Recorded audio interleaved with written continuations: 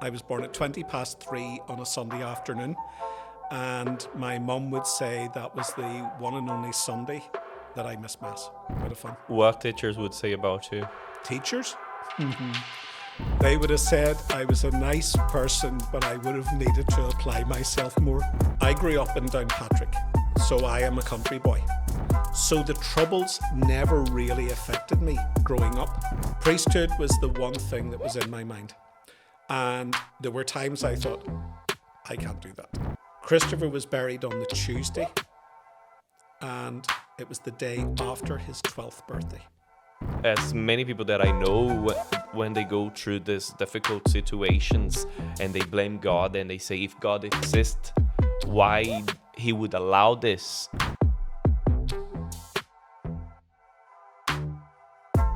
Welcome to Legio Mariae Podcast, first English language podcast of the Legion of Mary in the world. This is episode 1, and it could not be anyone else. For 20 years, the spiritual director of the Immaculata Commission of the Legion of Mary in the Diocese of Down, covering Belfast and the north of Ireland, has been Father Martin Graham. He has been a priest for 28 years, administrator of St. Peter's Cathedral in Belfast for the last decade, and a quite steady presence at the heart of one of the most storied chapters of Mary's Legion anywhere in the English-speaking world. He's also, as of this summer, being transferred. So this is not just an interview, this is a portrait of a priesthood, of a movement, of a city, and of a man who has carried Our Lady's work through a generation of change.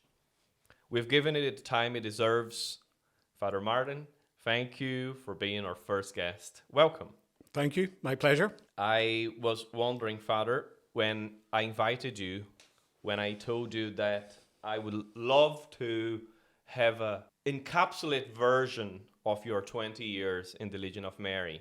I was wondering, when you got the invitation, what went through your head? Were you nervous? Were you flattered? Were you a little reluctant? I wasn't reluctant, but I did think this is the first of the podcasts, so I was going to be the guinea pig, and that anything that could go wrong would probably go wrong in the first one. But then it's probably better to get it over and done with. So I'm perfectly happy with it. That's great. For someone who has never met you, Father, how would you describe yourself if you weren't allowed to use the words priest or father? The one word that always people would use is I am a nerd. I love history, I love science, I love space.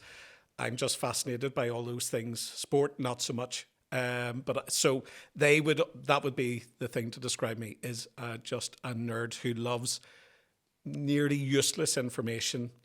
I just love all that. Well, some people would call useless. I would call very useful. It's fascinating when, you baptized my son, Thomas, and one of my colleagues in work, she was present, and she told me how that priest knows so much, how he explains everything so well. So I think it's very useful, Father, for your vocation, and I think people appreciate that as well. Do you have siblings, Father? I have 2 sisters. One a year younger than me, and the other's a couple of years younger. And what are their names? Sharon and Fiona. Right. What would they say about you? I always think that for my sisters, and through them, my niece and my nephews, they see me as a person. They're not looking at a collar. They don't see the collar. So they would see me as the golden boy, because I'm the eldest. I am an only son of an only son. So they would have seen me as the one who was just spoiled. And, so they're always ready to rein me in if I ever get a wee bit too big for my boots. There's an expression we say in Brazil, is blessed amongst women. I don't know whether I would say that about them. Right, so Belfast, May 2026, what does the city sound like outside your window this morning? It was very quiet. Where the Cathedral house is, we are just off the Falls Road, but it's incredible that we don't really hear a lot of sound in the morning, apart from people getting ready and going out to work, and then eventually we'll hear the kids heading off to school, but it's usually very quiet. Now, you've been a priest for 28 years. You have been a spiritual director for the Legion for 20 years. What's the one thing you'd be disappointed if after we sat here for 3 hours and you leave the room without us talking about? The great joy that it has been, both as a priest and as spiritual director to the Comitium. It has just been a pleasure and an absolute joy the whole way through it. I love my priesthood, and I've really enjoyed being part of the Legio Mariae, especially in the Comitium, helping to shape and look at all the different things that the Comitium would be taking on and encouraging the various presidia to take on during the year. Right. So we're going to dive into your childhood, family life, first faith, and we're going to see if we manage to get some from you, to get to know you better and get to know who you really are behind the collar. Right. So tell me about the home you grew up in, not the geography, the atmosphere. What did Sunday morning feel like in a Graham household? Oh, it was... So I was born on a Sunday. I was born at 3:20 on a Sunday afternoon. And my mum would say that was the one and only Sunday that I missed Mass. Very good. Because I was baptized the following Sunday. And faith in our house was there. It was as natural as the Sunday dinner. It was as natural as switching on the light in the evening. It was never seen as alien. It was just a part and parcel of the day-to-day living in the house. So Mass on a Sunday morning, and then I was an altar boy. I eventually became an altar boy, and that was an experience in itself. We had great fun. What age? I was about 7, 8. So it was just after I had made my first Holy Communion. I joined the altar, and there were quite a number of groups of 6, and I was part of a group of 4. And one of the priests named the 4 of us his 4 archbishops. And it was great fun. Though I do remember one Sunday, it was one day at Mass, maybe it was a Sunday, but I remember a lady coming up from the congregation and shouting it to the other altar boys opposite us because they were talking and distracting her. So we weren't perfect. Was there any difference between faith-wise, your mum or your dad, or both were really into faith? Mummy would have been very much more overt. My dad said his prayers. He had his little St. Anthony prayer that he said on a Tuesday and things like that. But Mummy would have been the driving one in the house. And so we would have had the rosary in the evening. That was always, Mum would have been the one who drove all that. I guess your mum was the one who taught you to pray then. Yeah, she would have. It's so, obviously so long ago, but again, nighttime prayers and things like that were just part and parcel of the day. What is the earliest memory of God that you have, not of church? Here we go. So we moved into a new house. The house was blessed. And just for context, Father, whereabout? In Downpatrick. Downpatrick. I'm from Downpatrick. So we moved into a new development. The house was blessed. And I think I was about 4 years old whenever I started to say that I would like to be a priest. And it has remained with me all through life. So 4. My mum embarrassed me by the spiritual director and the vocations director happened to ask her once, when did I first say that I wanted to be a priest? And she was only too glad to tell that I was about 4 years old when I first mentioned it. That's madness. Yeah. So, and it wavered up and down. Sometimes it was strong, and then other times I thought, but then again, when I was 4 years old, all I thought was I just had to stand in one place for a certain amount of time and say prayers out of a book. I wasn't conscious of all of the different things that a priest does. So it was a very basic understanding. But I suppose when I look back on it, one of the big things that I absolutely love is the liturgy. I put my heart and soul into it, and for the last 10 years since I went to the Cathedral, I've been acting as the Master of Ceremonies for all of the big diocesan occasions. So I love to see the liturgy done well. And I even remember as a child, whenever the Roman canon was said, I used to love listening to Peter and Paul, Andrew, James, John, Thomas, James, Philip, Bartholomew, Matthew, Simon and Jude, all of the saints. And I loved hearing that. I loved, looking at the priest raising his eyes to heaven, the sign of the cross, the striking of his breast, all of the action and the movement. It just fascinated me even as a child. It's amazing. What is the first priest you remember? What was he like? Father Brendan Mooney would have been the priest that's in my head. Now, there were others. There was the parish priest, Monsignor Maguire, but he was very high. We were a bit afraid of him. Father Mooney was a lovely man. He was a real gentle type of man. And now, saying that, we would have had run-ins with him if we were carrying on, but he was just a lovely, gentle man, and I remember him very fondly. Did he inspire you in any way to get something from his priesthood that you see in yourself? I just seen this man who was a priest, but he was just normal. He was just so gentle. He was smiling. There was just a lovely aura about him that I just thought, he was a man who was very, very happy. What were you like a child, Father, when you were a kid? Were you quiet? Were you loud? Were you trouble? All three. All three. I was very reverent on the altar. In school, I would have had a laugh with my friends, and my sisters would say that I absolutely tortured them. In what sense? What I used to make them drink concoctions.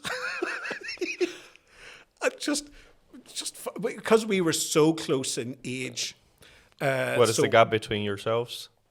1 year and then 3 years. Right. So we were very close together, and I used to make them drink all these things, and well, they were the agents. They drank it. So it was a bit, I would have been quiet in some ways. As I said, I wasn't sporty. I loved reading. I really, and that would still be something. I just love reading, and I would read. I could read late into the night. But at the same time, I had good friends, and we had quite a bit of fun. What teachers would say about you? Teachers? They would have said I was a nice person, but I would have needed to apply myself more. School, as I said, I liked history, I liked science, I liked maths, but I didn't enjoy English. And some people would say that comes across in my homilies, because my homilies would be very short and to the point. I don't like talking. Beating about the bush. Yeah, which is why this is difficult enough whenever I have to keep talking. I'm not used to that. And so I would have liked maths. 1 and 1 is 2. 2 and 2 is 4. Why is 2 and 2 is 4? I don't care. 2 and 2 is 4. Logic just. Yes. So English, whenever you had to go and compare and contrast and do this and do that, I don't like that at all.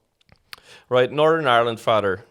At the age you were growing up, the news outside the home was full of grief. What did your parents tell you about what was happening in the streets, and what did they protect you from? One thing to be aware of, I grew up in Downpatrick, so I am a country boy. So the Troubles never really affected me growing up. Right. We would have seen it very, very rarely. Of course, we would have seen it on the news, but the sad thing is that as I grew up, it was happening all the time, so it was normal. But at home, it was very rarely that we would have been exposed to what was actually going on in Belfast. And I suppose that's why whenever I was appointed as a priest in Belfast, that I had to be very aware that these people are carrying something in their history that I did not know. And so I didn't want it to be where I was ignoring or belittling what they went through. So my mum and dad, the other thing is, my mum very rarely would have come into Belfast. Because of the Troubles, she didn't like going into Belfast. And I remember whenever I came back, I had been ordained, had gone up to see the bishop, and the bishop gave me my first appointment. And I arrived into the house at home, and I said to Mum, right, I know where I'm going. She said, where is it? And I said, St. Paul's Parish. And she went, where's that? And I said, on the Falls Road. And she just went, oh, jeez, Mary and Joseph, she was just panicking at that point, But saying that there, I loved every minute in that parish. So in your childhood wasn't much of a... No, it was very, very sheltered, very sheltered. Downpatrick it's less than 25 miles away from Belfast, but it was worlds away in other ways. Is there any particular moment in your childhood, mass, someone that maybe died, friendship, fear, where you remember faith stopping being something your parents did and started being something that you did? No, there was one. I remember one occasion at Mass whenever I actually started to say the prayers out loudly. I can still remember that and I had the leaflet, and I remember it was the creed, and I remember saying the creed out loud. What age were you? I was probably about 10. 10. And I remember saying it out loud. And up until that point, I was probably mumbling away, but this was the time, I actually remember actually saying it out loud. Where was that? St. Patrick's Church, Legio Mariae. So it's a wee country church where my grandparents went to Mass. And for most weekends, my mum and dad had a very easy parenting, because at the weekends after, whenever we started growing up, I started to stay with my dad's aunt, and my sister stayed with my dad's parents.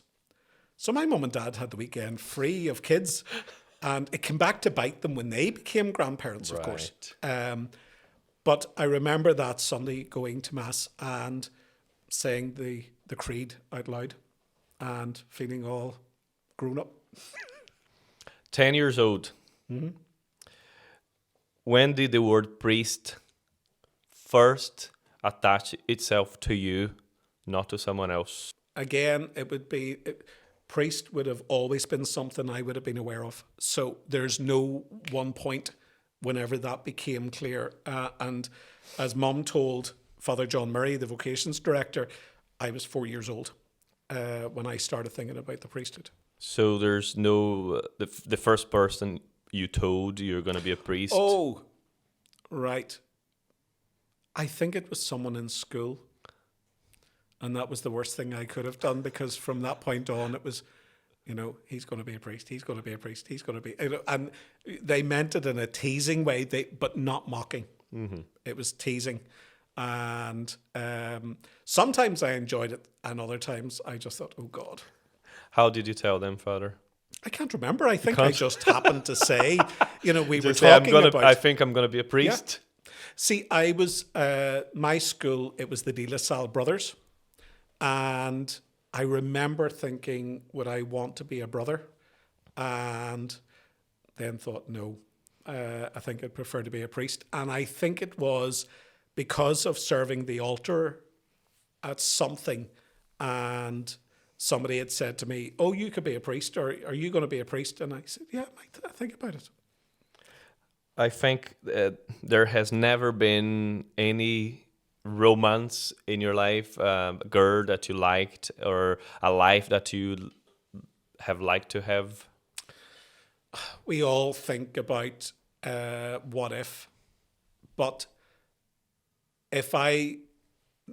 priesthood was the one thing that was in my mind. And there were times I thought, I can't do that. Especially as a teenager, you think, I can't do that. And maybe I'd like to get married. Maybe I'd like to have kids. But the one thing that was in my head was, I have to give the priesthood a go. If I don't give the priesthood a go, if I get married and it doesn't work out, it would be her fault. Not mine. Mm-hmm. It would be her fault. So I thought, no, I have to try this. And if it's not for me, then I could leave it in the past. But I had to at least give it a go. As for having kids, all I have to do is take my niece and nephews out someday, and I leave them home, and I thank God for celibacy, because it is so good to have peace and quiet. I get them all worked up, and then I leave them back to their parents, and I go home to silence. It is great. So, what would you say was the strongest argument against being a priest at the time? You mentioned being a teenager. Was there anything like that? Was there anything that you were most afraid of? Whether I could do it. And living up to people's expectations. My grandparents, okay. So I remember asking my mum once, everybody, I said, Mummy, are you happy enough for me to become a priest? And she said, yeah, it's okay. And I said, right. And she says, why? And I said, you never really talk about it. She says, your two grannies have you ordained already. She says, I'm trying not to put, pressure on you. And I think that's it, that I was, the one thing that I'd be afraid of is that I wouldn't live up to people's expectations. That would have been the big thing for me. You have spent decades now trying to help other young men discern this call, first as a vocation director, then through the Legion. When you sit across from a 19-year-old who tells you what you told someone 30 years ago, what do you see in him, and what do you make sure not to say? Well, firstly, I was never a vocations director. So I would have chatted with young guys who were considering the priesthood. And what I would always say to them is, there is a Latin phrase, festina lente, make haste slowly, take your time. And I would still say that today. There is no rush. And I suppose that's the good thing about the years of formation. There is plenty of time. Don't set yourself to your ordination. You've got a good period of time to think about it, to pray about it, and to work through it in your own time. Don't go on a timetable that somebody else sets. If you need to pause it, if you need to take time, do that. But just be sure in yourself. Don't get carried away with it. Just let it run. Take it at the pace that you feel is right for you. So you weren't a vocation director. No. You never helped in the vocations? No. Oh, I would have helped out at different times with vocations things. But you weren't the person no, I wasn't the in charge of director. it. Right, no, okay. Thank God. Okay, that was just a misunderstanding. Some information on the internet that we found about it. Right, Father, if you had to put your vocation in a single sentence, what would it be? To serve God and to serve his people. That's all a priest is asked to do. All the other things flow from that. Celebration of the sacraments, celebrating funerals, being with people, attending schools, all of that flows from serving God and serving his people. That would be it. Is there anything that you consider from your seminary years that you loved about? And is there anything in those years that was hard for you? I loved the fact of being with other guys who had the same mind as me, the priesthood. Because whenever you're in school and there's nobody else who's really considering it, there's nobody else to talk to. And it can be quite lonely. Whereas whenever I was in seminary, there were other fellas who were thinking of the priesthood, and my class is a wonderful class. We are very strong friends. We have a WhatsApp group. We keep in touch, and it was just really good a time to be with them and to grow with them. And you know, the seminary gives certain amount of formation. Your classmates also give formation, because I'd say about 50% of the class were never ordained. They left. And there's one phrase in the Gospels that never made sense to me until I was in seminary. And that's the phrase, many are called, but few are chosen. Mm-hmm. And I thought, why would God call somebody if he wasn't going to choose them? And of all of my classmates who over the years left, not one of them regretted ever being in the seminary and would have learned and grown in the seminary. And so that phrase finally made sense. Negatives? 2. 1, being in the chapel at 6:45 in the morning when I was still half asleep and trying to meditate. It was very difficult because it was almost like a half hour of quiet and you were just waiting on someone falling asleep. The other thing was the rigidity of the timetable. Again, whenever I was in school, I remember one year, Friday afternoons classes were double maths followed by double English. It was the worst possible way to end a Friday. And whenever I was in the seminary, it was that sort of routine. And Monday morning, it was just into the lectures, and sometimes they could be very dry, very dry. And that's the one thing that and I may be skipping ahead here, but it's the one thing that I love about priesthood. No 2 days are the same. Mm. No 2 weeks are the same. Whereas in the seminary, it's very regimented. One of the things, most priests would have a thought for religious life, for one of the religious orders. And I think there's a contemplative nature to a priest that has to be there. But the one thing that I found by being in seminary, I was not called to a monastery. I could not live according to a monastic timetable where it's the same routine day after day after day. I just couldn't cope with that. So the seminary, in a negative way, through the timetable, showed me that was not my path.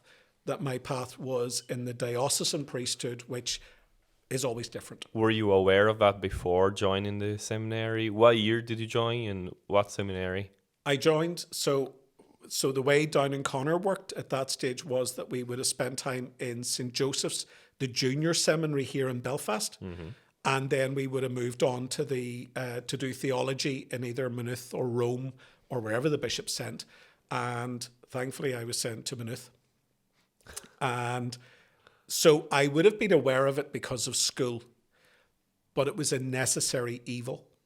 I knew that obviously timetable has to be there because, and the way that I looked on it was, and what I've said to seminarians who are entering, that whenever you go into seminary, there's a lot of scaffolding around you. So morning prayer, mass, studies, meal times, evening prayer, night prayer, study, it's all set. And as you go through the years of seminary, the scaffolding is gradually taken down. Because whenever we go into a parish, many priests will be in a parish on their own. So they have to cultivate their own timetable so that prayer, study, whatever needs to be done, that they have that foundation and work from there. Is there any friend that used to ring a Christmas from seminary years? Oh, well, we've got the WhatsApp group, and so You have many then? Yeah. So our class is very good, and then I have really good friends here in the diocese, and we would keep in touch sometimes nearly daily. Any that we know of? Yes, but I'm not mentioning them. No problem. Father, was there a teacher, a spiritual director, a confessor, a particular man who shaped you more than any other? What did he give you? There was a priest who taught in Maynooth, Father Vincent Toomey, and whenever he taught moral theology, and whenever we were going into first divine, so first theology. Was he a religious? He was a divine word missionary, and whenever we went into the moral class, we were all sitting there, please don't let it be Father Toomey. Please don't let it be Father Toomey. Because we heard really that he's really strict. Right. And it wasn't him. It was another priest. So we thought, thank God for that. We went into second theology and the door opened and in walked Father Toomey. I thought, oh God, he was a gentleman. He was lovely. But he was... As strict as you heard. Yes. But he was still a gentleman. And one of the things that has always stuck with me, we were doing the sacrament of penance. And he said to us, in your confessional, I want you to put a sign. Always assume the goodwill of the penitent. If the person is there, they are there because they are sorry. It's not our place to make them feel any worse. It's our place to help lift the guilt and help them to move on. And I'll be honest, I have never put it up in the confessional, but I have never forgotten the phrase. And that it's one that has stuck with me all these years, and that goes back to him. If we move a wee bit ahead, what year again you joined the seminary? 1992. 92. If we talk about the day of your ordination, what year was that? 1998. 6 years. Walk me through it, Father. The morning, the vestments, the walk-in, the hands on your head. Oh, God. It's funny how it just goes so quickly. The day, we were not allowed to stay at home. That was, Bishop Walsh was very clear that the night before ordination to go away. And we could go to a religious house or whatever. I went and stayed with my dad's aunt. And it was just a quiet night. And then the following morning getting up, and the ordination was at 4 o'clock in the afternoon. So I woke up very early and my stomach was like a washing machine, just nerves. And I stayed there and headed up to the church. And once I headed to the church, the nerves began to leave because I knew it was beginning. And getting everything ready, the nerves became excitement. And you mentioned the laying on of hands. The one part that really stands out for me was actually the Litany of the Saints, when I was lying flat out in front of the altar and hearing, all the different saints being mentioned. And I remember that moment so well. What did you feel? My mum asked me that 2 nights after I was ordained, and she said, what was going on in your mind whenever you were lying on the ground? And I said, I hope my alba's straight, and I hope this floor is clean, and I'm starting to get a headache, and all this. I was winding her up. Right. But I just remember that, I remember lying there and going to myself, as the chanting's going on, it almost becomes like a mantra. So after a while, the names started fading out, and I remember thinking to myself, this is it. Come on, Martin, this is it. You're nearly there. And then going before the bishop and just the silence of the hands. And I can actually remember that he pressed down quite hard. Bishop? Yeah. Wash. So it was just down. Make sure you were. Yes, he was making sure. He was making sure. And then if I skip ahead to the following day, my first Mass. That was going to be the next question. What do you remember about that? Oh, right. So I remember that we were ready to go, and then someone said, your mum and dad aren't here yet. I thought, oh my God, typical. And so then they arrived as the procession was coming in the door. Excuse me. And then I was relaxed. I was actually quite surprised at how relaxed I was. Then I got to the altar, kissed the altar, and then realised I had forgot to put the microphone on. So the priest who was acting as MC, I'm putting incense into the thurible, and I said, I forgot the mic. And he says, I'll go and get it. So I'm walking around the altar, incensing it. And at that stage, my nerves were just shot to pieces because I forgot the mic. To the point of where he brought it up, put it on, and I broke it. You did break the thing snapped. So I just had to let it dangle there, and it worked. But my nerves were gone at that stage. But the one thing that between the 2 days, so I was ordained on the 4th of July, and that's the feast of St. Elizabeth, which is my mother's name, Betty. And the following day, the 5th of July, was my first Mass, and that was my grandmother's birthday, and she had just died a couple of years earlier. So they were 2 special days. They tied in very, very well. Amazing. Yeah. Do you remember your first parish? What was the hardest thing that nobody warned you about? Falls Road humour.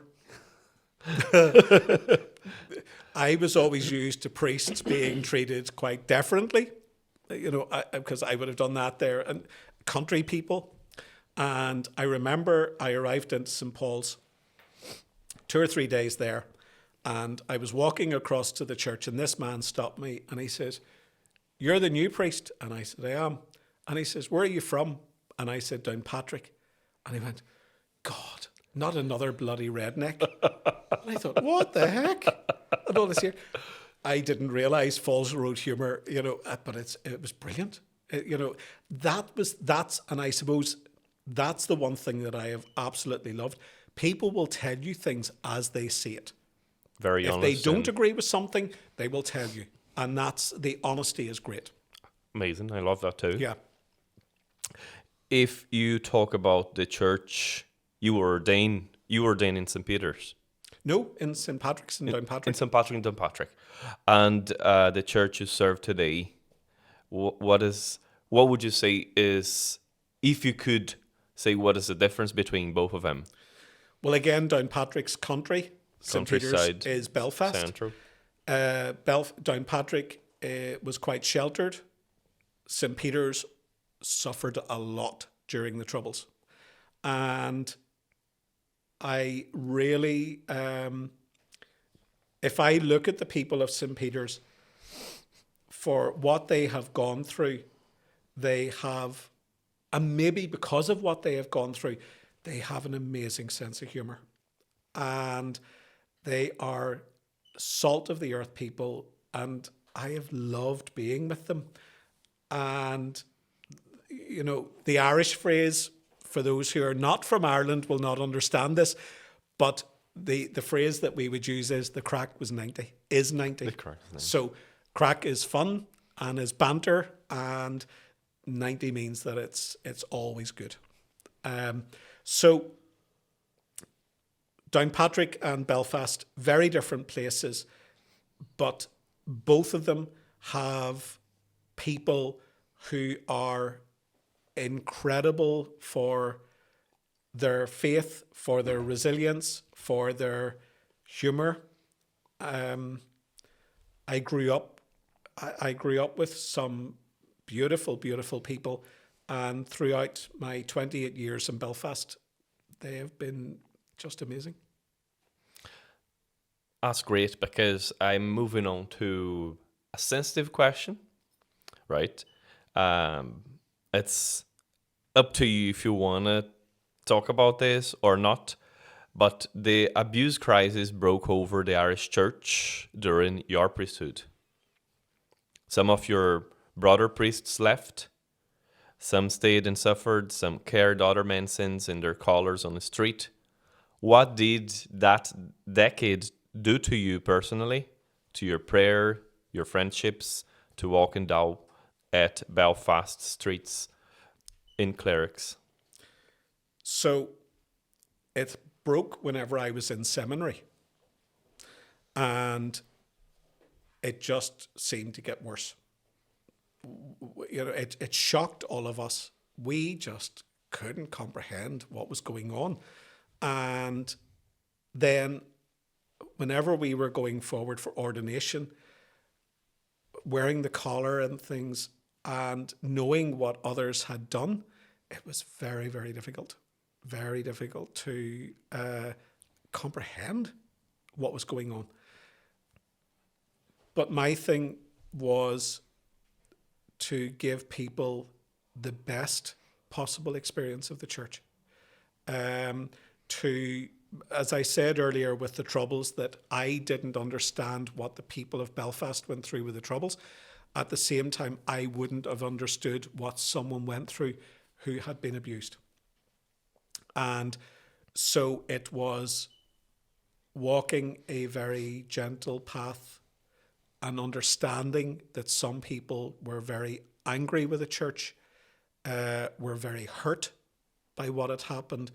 And if I could do anything to bring them healing, I would do that.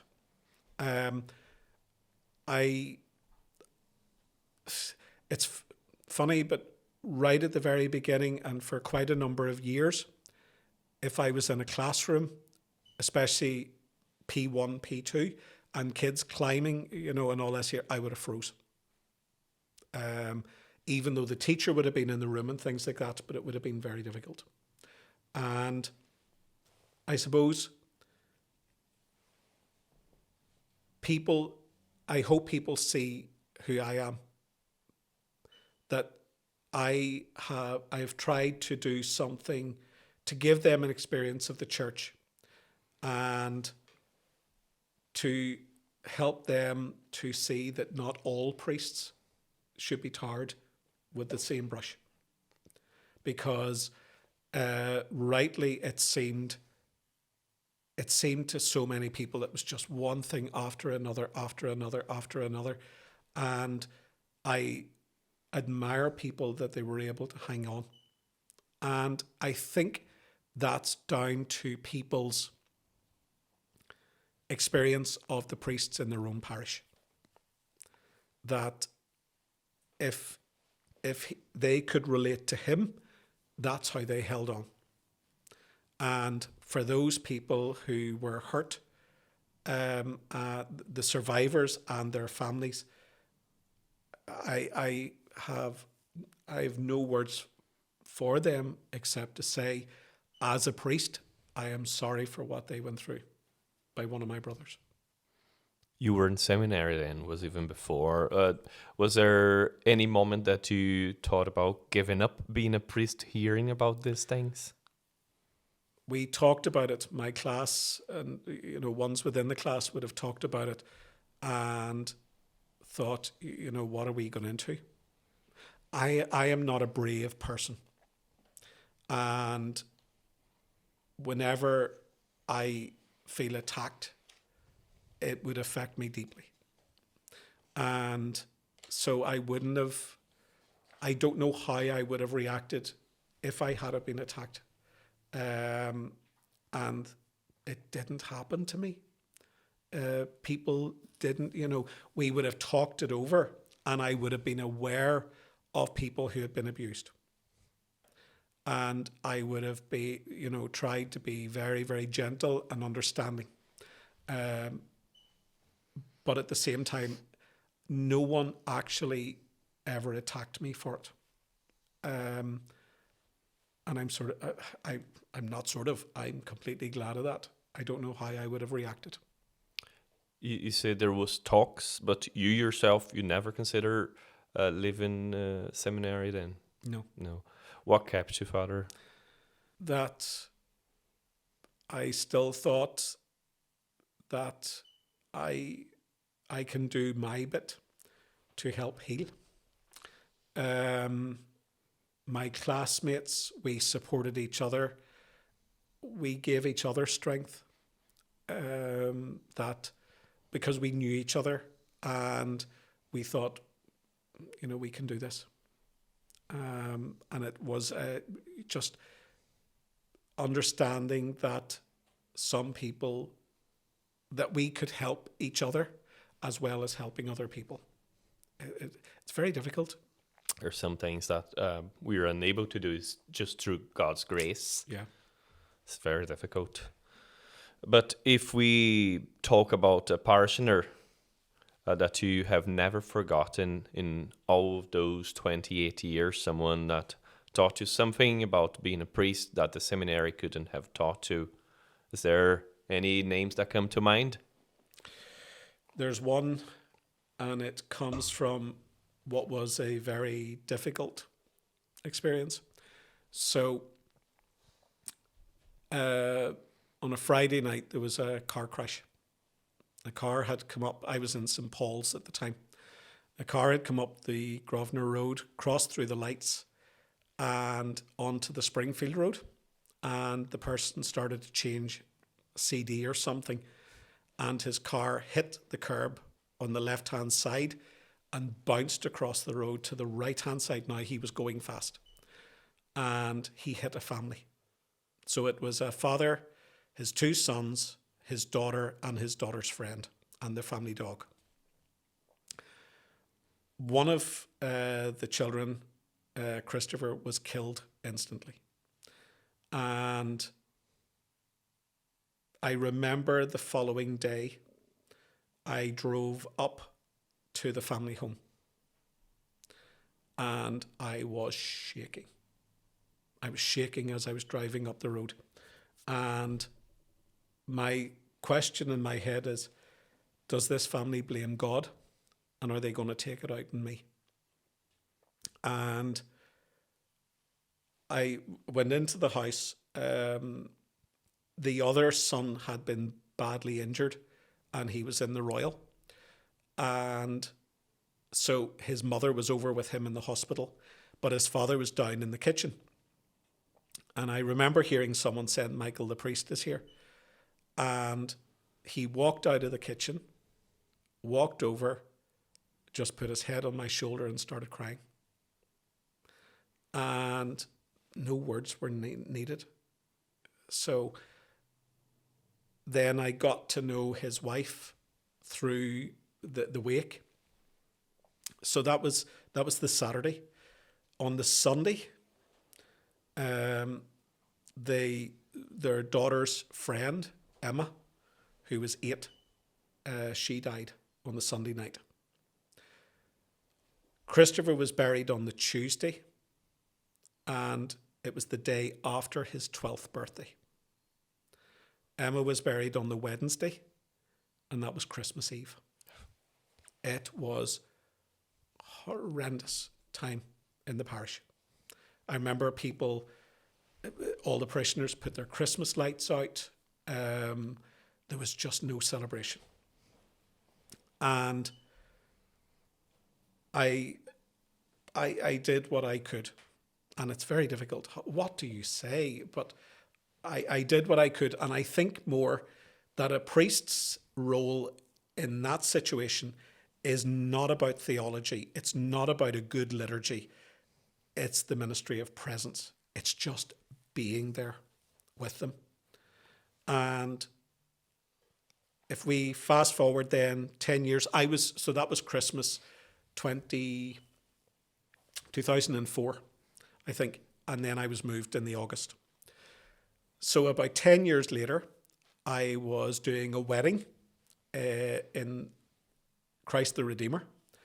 And at the end of the wedding, I tottered out of the church. And as I tottered out of the church, this woman grabbed me and started hugging me. And I was going, who the heck is this? She was that close, I couldn't see her. She stepped back, and it was Christopher's mother. And so this was 10 years of a gap. But just being there with her at the time that Christopher died, that relationship was there where she still felt that she could come up and hug me. And what was an immensely sad and difficult time 10 years earlier, I remember the thought of Martine being there that night, that day at the wedding, and the hug that it has remained deep within me ever since.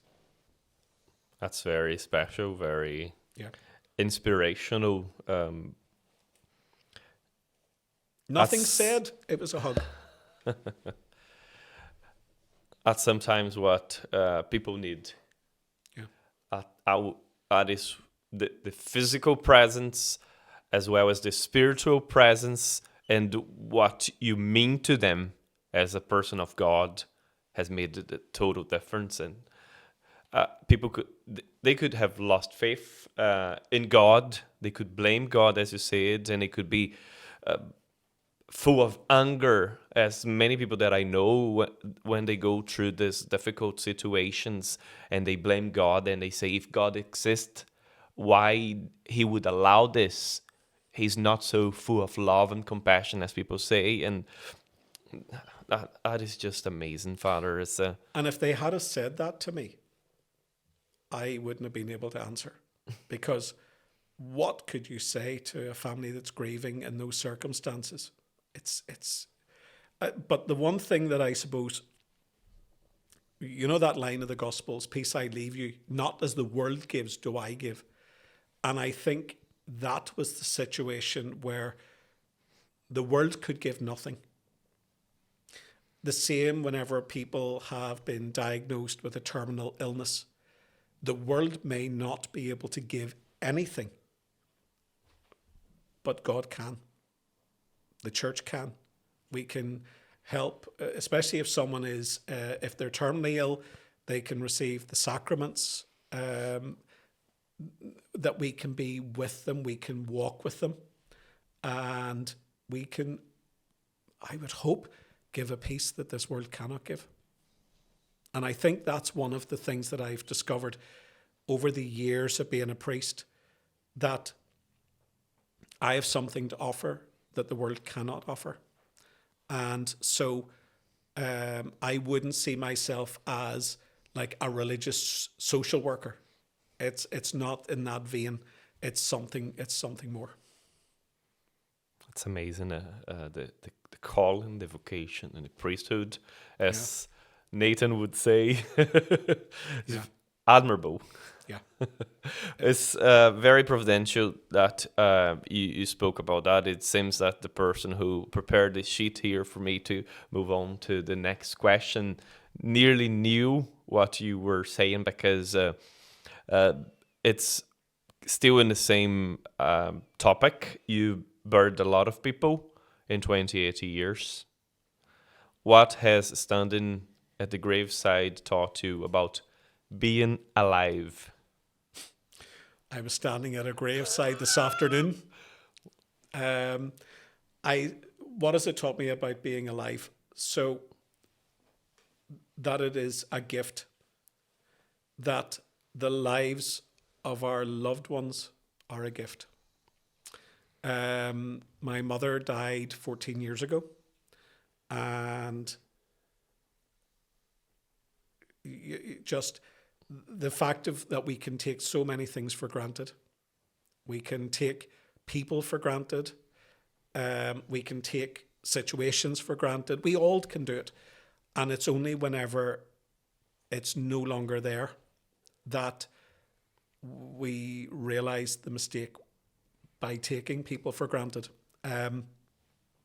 Funnily, one of my mum's aunts died on Sunday, and in England, and she wrote down as much of the family history as she could, which was great, because again, we never think of asking the fact, way back and who was who, and it was great because we took all of that for granted. People, I always remember an old uncle at home would have sat telling stories, smoking the pipe. And the only thing I can remember is my eyes burning with the smell of the smoke, just burning my eyes. And he would have been telling all these stories. And I just wish now that I had listened and wrote them down. So we take people for granted. We take situations for granted. And I suppose being alive is knowing that, so two lines, two cliches, I suppose. Live your life in such a way that when you die, even the undertaker will be sorry. And the other one was, be the example that whenever someone says your name, that you're just like so-and-so, that it's meant as a compliment. So if somebody says to my niece or nephews, you're just like your Uncle Martin, that they would see that as a compliment, not an insult. So that's living each day as God gave it and being positive about it.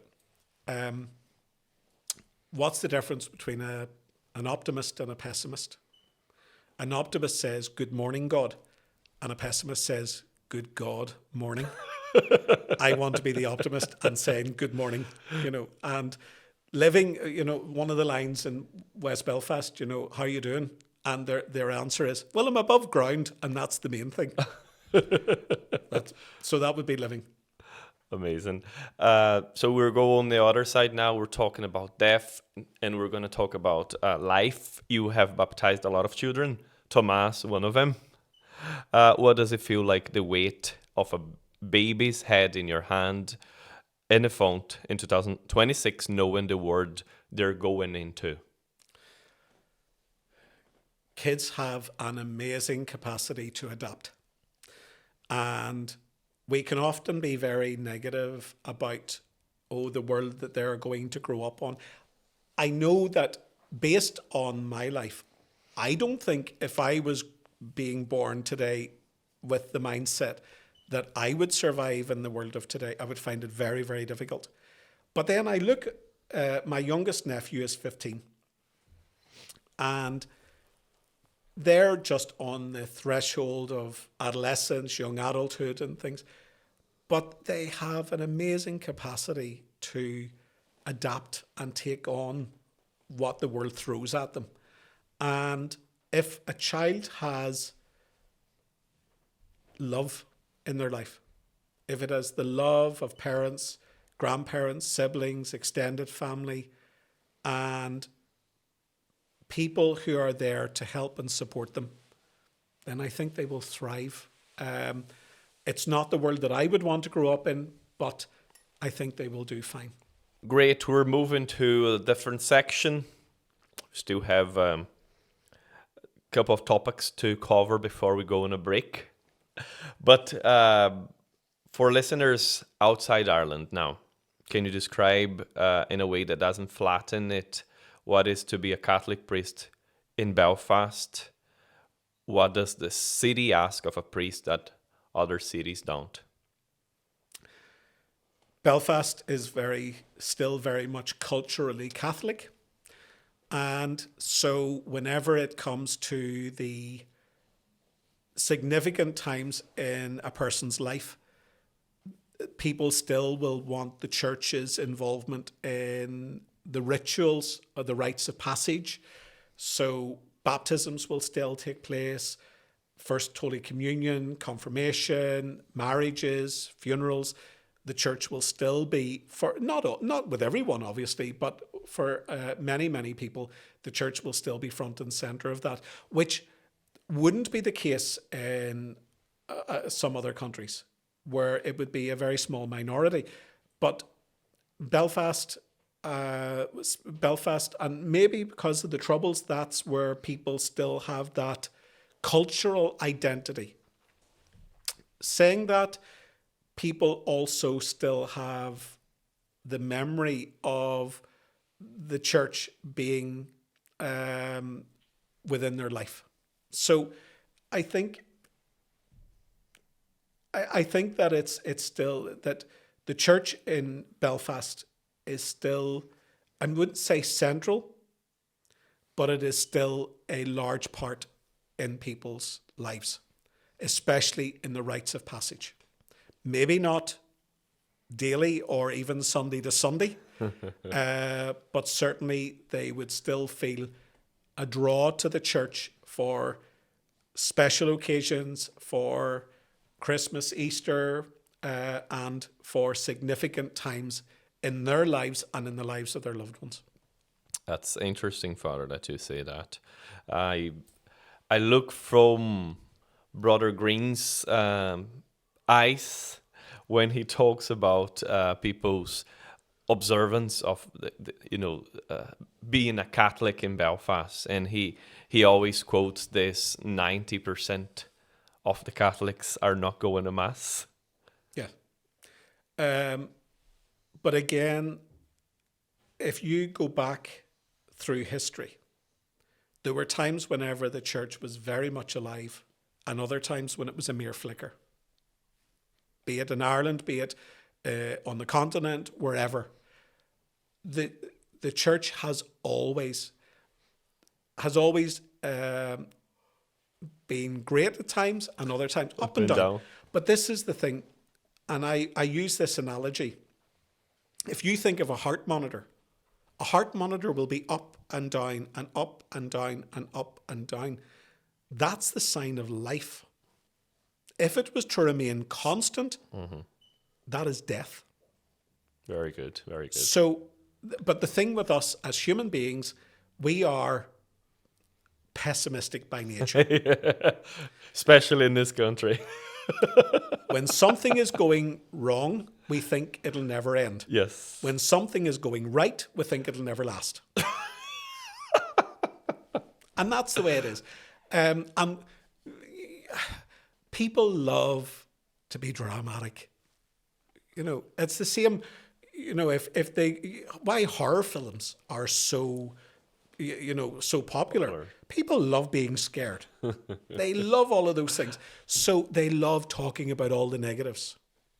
Because the positives just aren't really, So Brother Green may talk about the 90%, but then Brother Green is from a different era. Like, Brother Green was just after Constantine legalized Christianity, so he goes back that far. So he's seen it whenever it was all big and rosy.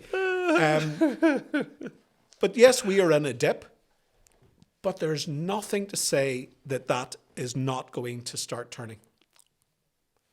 We don't know, and it's in God's hands. Time, 1,000 years to God is like a day. So it's all in his hands and it's in his time. And all we can do is keep going, keep doing what we can to transmit the faith. And I always think of that, saying of St. Francis, preach the gospel, and if necessary, use words. We do it by the manner of our life. And I think that the other line that I absolutely love is St. Teresa of Avila. From silly devotions and sour-faced saints, good Lord, deliver us. We should have joy in our faith and helping other people to see the joy, the peace, the hope, all of those things that comes from being a Catholic in the world today. Is that the analogy that St. Augustine would say as well? There's two prisoners. Both were looking outside the window. One was seeing the stars. The other was just looking at the ground. And that's the perspective. Yeah. That's amazing. Father, walking in the streets of Belfast, have you ever been afraid wearing the collar? No. No? Never once. Nothing ever, anything happened to you because you're a priest? No. And if anything, it's the other, that you can walk down the street and be completely anonymous. I would be walking down the street and it's Father, Father, Father, Father. It's just, and it doesn't matter whether it's teenagers or older people, they all, that they would, it's never happened. Nobody has ever said anything negative to me. In relation to St. Peter's, you have been there for a decade, is that right? What does the building mean to the city, and what does it mean to you? It's strange in that a lot of people would not be aware of St. Peter's. A lot of Catholics because, and this is maybe geography. Yeah, but I think it's also a thing. I think it's also a legacy of the Troubles. So whenever the Troubles were on, and remember they lasted for decades, people rarely travelled outside their area. So people's identity, their Catholic identity, was to their local church. And if you're in North Belfast, to come over to West Belfast is like emigration. People stayed in their own areas. So the people of North Belfast, South Belfast, East Belfast, they wouldn't have travelled over west. So St. Peter's as the cathedral church is something that they wouldn't have really had any relationship with. Second thing is that it only became a cathedral on the 29th of June 1986. So it's only 40 years a cathedral this June. Up until then, it was a pro-cathedral. Mm-hmm. So it would have been used for diocesan functions, but it wouldn't have been seen as the cathedral.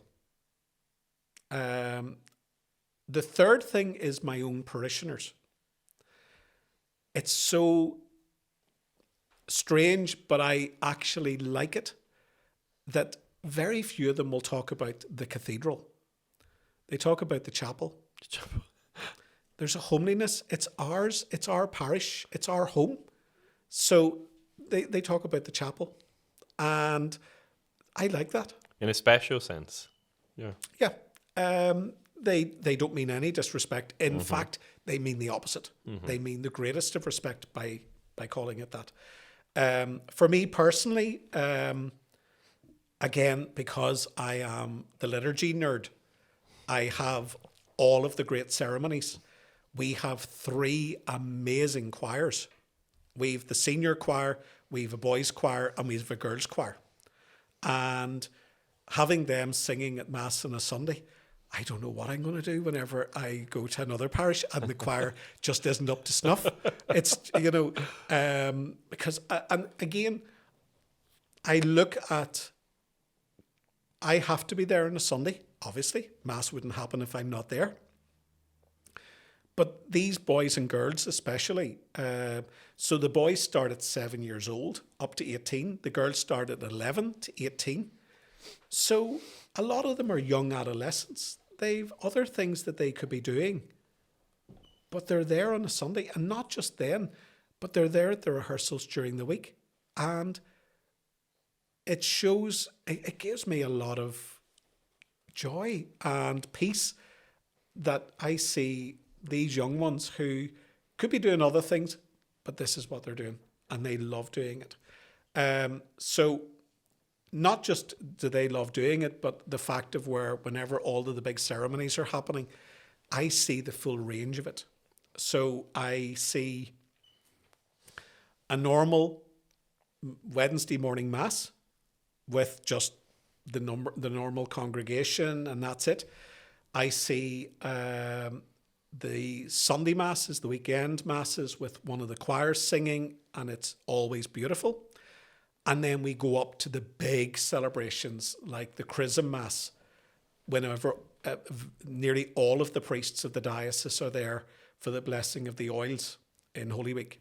And we have those, we have the joys of ordinations, and then we have the sorrow of requiem masses whenever the Pope has died, and the funerals of Bishop Walsh, Archbishop Noel, taking place. So it's a wonderful place to be. And then, of course, the staff are West Belfast, and they are just a joy. You already answered what was going to be my last question for us to take a break, is if there was anything that you would miss about St. Peter's. I think you already said that. There is a lot. Everything. There's a lot I would miss. Yeah. I won't say who I won't miss. We'll leave that there. I'll leave that there. And I'm not talking about staff. I could be talking about one of my brother priests who, whenever he goes on holiday, which he has done today, I just look forward to the fact that I've now got a week's peace. My parishioners will know which priest I'm talking about. Right. Let's live just as a mystery here. Yes. Let's take a break and we'll be back soon.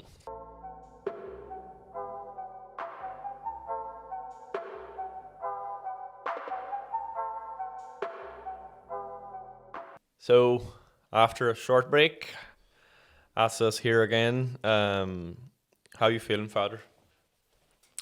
Remarkably well. Sorry, I thought I would have been like a lettuce leaf at this stage, but no, I'm still able to function, so I'm fine. Amazing. So we're moving into the core of the podcast. We are Legio Mariae Podcast, so we're going to talk about the Legion of Mary. And I'm not sure if our listeners are aware, but the Legion of Mary is a lay Catholic apostolic movement that was born in Dublin in 1921, founded by Frank Duff.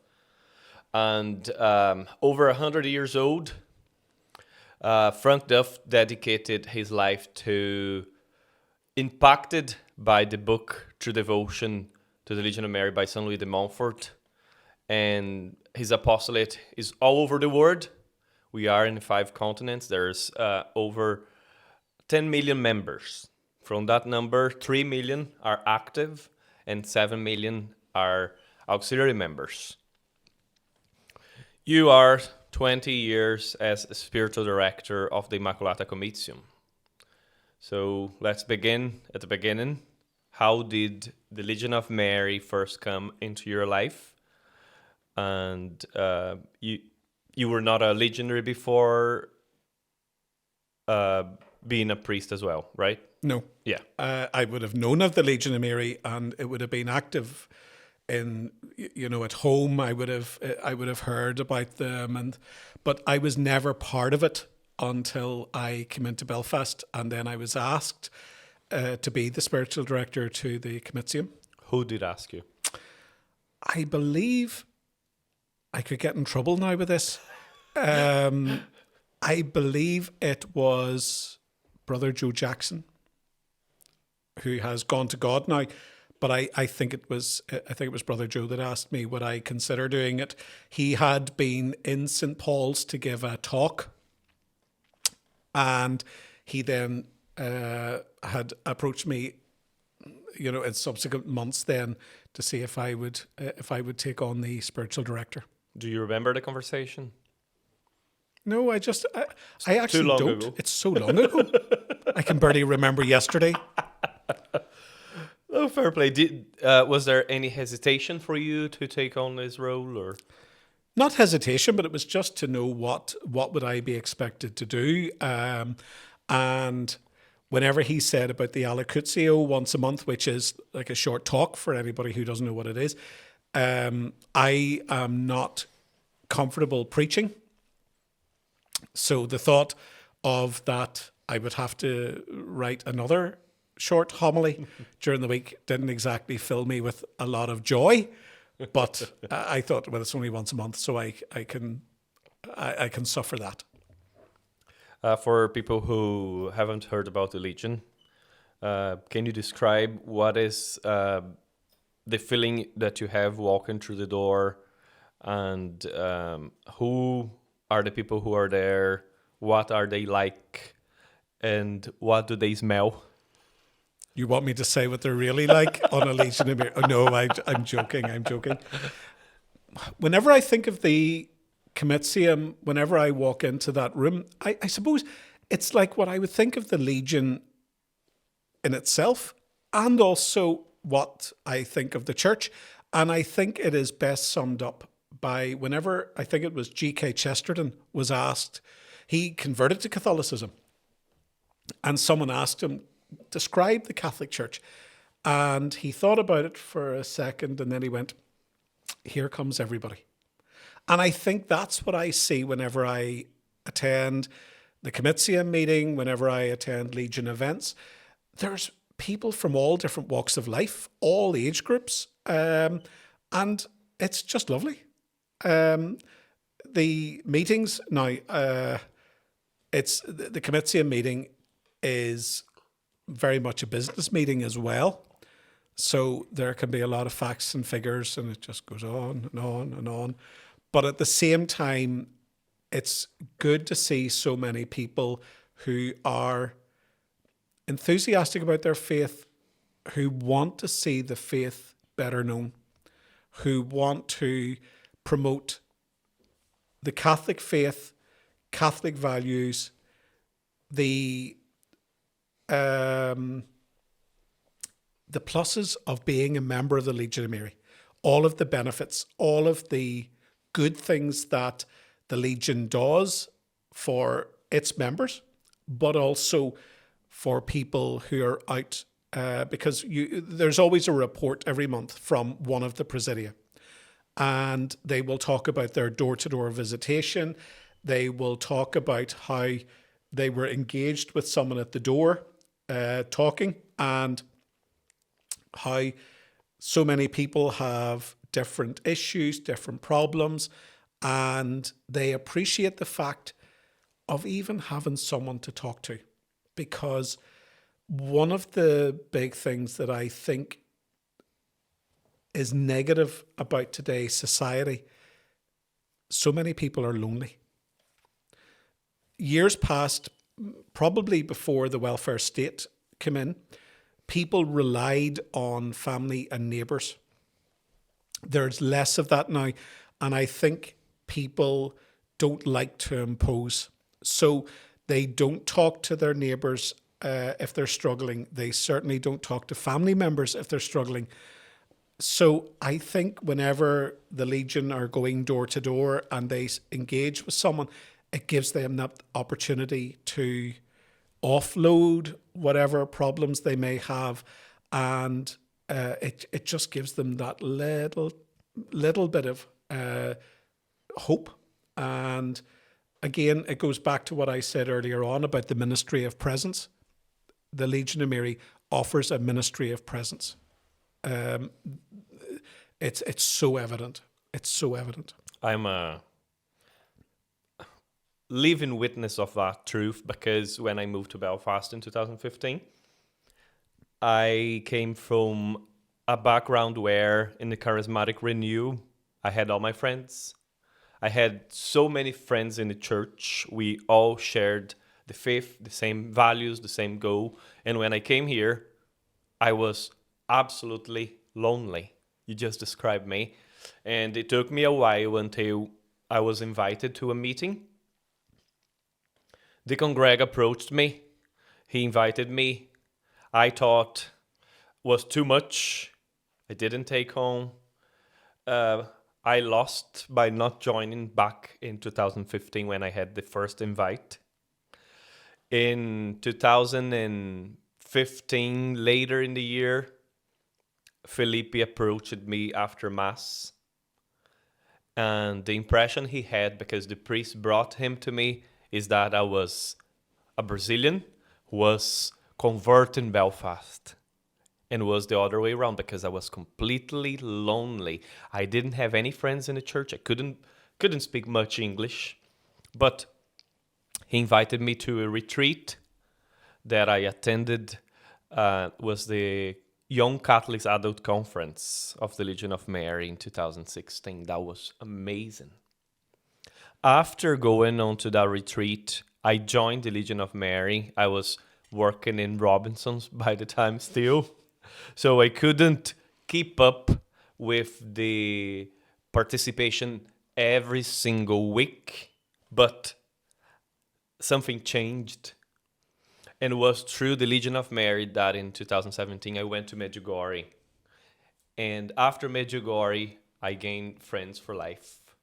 I officially joined and I made my promise, and a lot of things changed in my life, and I can refer to what you say, and that's true. And it is difficult in a sense for young people as well to find friends with common values, because in my experience, the people I met in work, they were all about weekends going to the pub and drinking. And if you don't do like them, you don't become friends with them. But the Legion of Mary offers that side of social and friendship, as well as the spiritual side, which is amazing. Amazing. I'm a fan of the Legion of Mary, I can say, because of my own life. But for someone who hadn't been inside a presidium, you mentioned about the structure. And there's the handbook, Frank Duff's handbook. People who don't know the Legion often raise an eyebrow at how strict the Legion is about its own structure. What have you come to understand over 20 years about why Frank Duff built it the way he built it? The thing about the Legion is it just doesn't take people once a year or once a decade.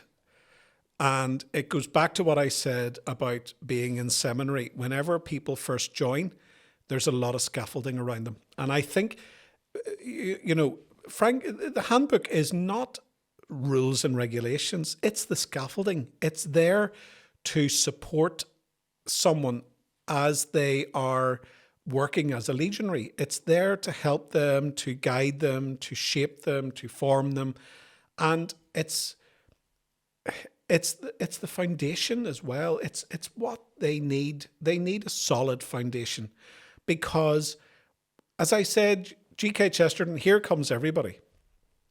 We need structure and we need a purpose. We need something to help guide us. And I think that's what the handbook does. It's there. Frank Duff, the way he established the Legion with having a presidium in a parish, the comitium, looking after it throughout the diocese, Curia, then the concilium in Dublin. All of those things, all of those structures are there to support each level. And again, there will be times whenever people don't get on. And that, it's human nature. And yeah, we think, it's the church people should be getting on with each other. But human nature, human personalities, they will clash.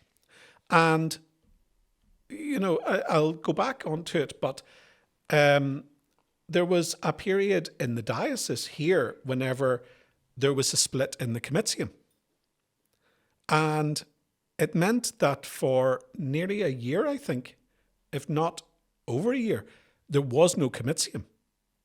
Because human personalities, and again, and it shows, the other thing is, it shows that the church and the Legion are human. But because we are divinely guided, we find our way through it. And the comitium is strong.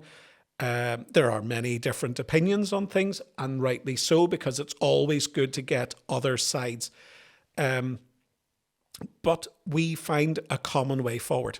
And that's down to the way Frank Duff set up the Legion, with all of the structures, the signposts, the guidance, all of those things help us to keep moving forward. Now this, when we were speaking about this, some people were saying, ask Father to give a name of a legionary. And some people said, I hope he doesn't mention me and so on. But can you tell me about a legionary, but first name, whose witness has marked your priesthood? There's been so many of them, but I suppose one that's... the thing is, I could say his Christian name, but then people will know by what I'm going to say, who it is. His name is Joe, and I have seen such a love of Our Lady, of the church, from Joe, that one of his goals is to bring as many people as possible into a relationship with Our Lady. And he has done that remarkably. And he's not a young man anymore. And that witness that he keeps giving year after year, even as he gets older, speaks volumes to me. And I just hope that whenever I reach his age, that I will have the energy and the enthusiasm to keep bringing people to Christ as he brings them to Our Lady. That's what is said about the Legion, is to be the arms stretched open that the priest cannot do, right? Yeah. And that's the thing as well. That's the other remarkable thing about the Legion. Because all of the legionaries are coming from their background. Married, single, male, female, young, not so young. You are able to reach people that I will not reach. Because people will see a collar, and for some people a barrier will go up. A defensive, whereas you all in your workplaces, in your neighborhoods, you are able to have conversations with people that I could never have. And you will touch people, and you may leave something in someone's head that I may never be able to do. And I think that's the real value of the Legion and of other lay apostolates. Now, on the role of a spiritual director, can you tell us what a spiritual director actually do on a normal week? Can you tell us about allocutio, prayers, accompaniment, conflict, the real shape of the role? So, people would imagine that a spiritual director's pure role is to say the prayers and give the allocutio. But it's more than that there, because I would see that my role is also to support the officers. So the president, the vice president, the comitium officers, it's my role to support them, to help them if a judgment needs to be made about something, to maybe give a different perspective as someone looking in, because they will be dealing with it maybe on a day-to-day basis. I might be brought in and say, look, could you have a look at that and see what you think? Same thing is whenever it comes to different Legion events, I may be asked for my input, either to give a talk or do you think this would work? Do you, and again, helping to shape what is happening within the Legion in the diocese with different events and support. So it's not just about prayer. It's about being in the background, and for different comitium officers, especially the president, to be able to have a sounding board about different things, and before he would maybe bring it to the full comitium. I don't want to digress too much, but you mentioned events, and we had the Rediscover the Path a few months ago in Lent. You prepared a talk that you gave for 10 or 20 minutes? 11. 11 Father minutes. Andrew, I think Father Andrew went on for 50 minutes and Father Darren did 43 or something, and I had mine done in 11. It was embarrassing.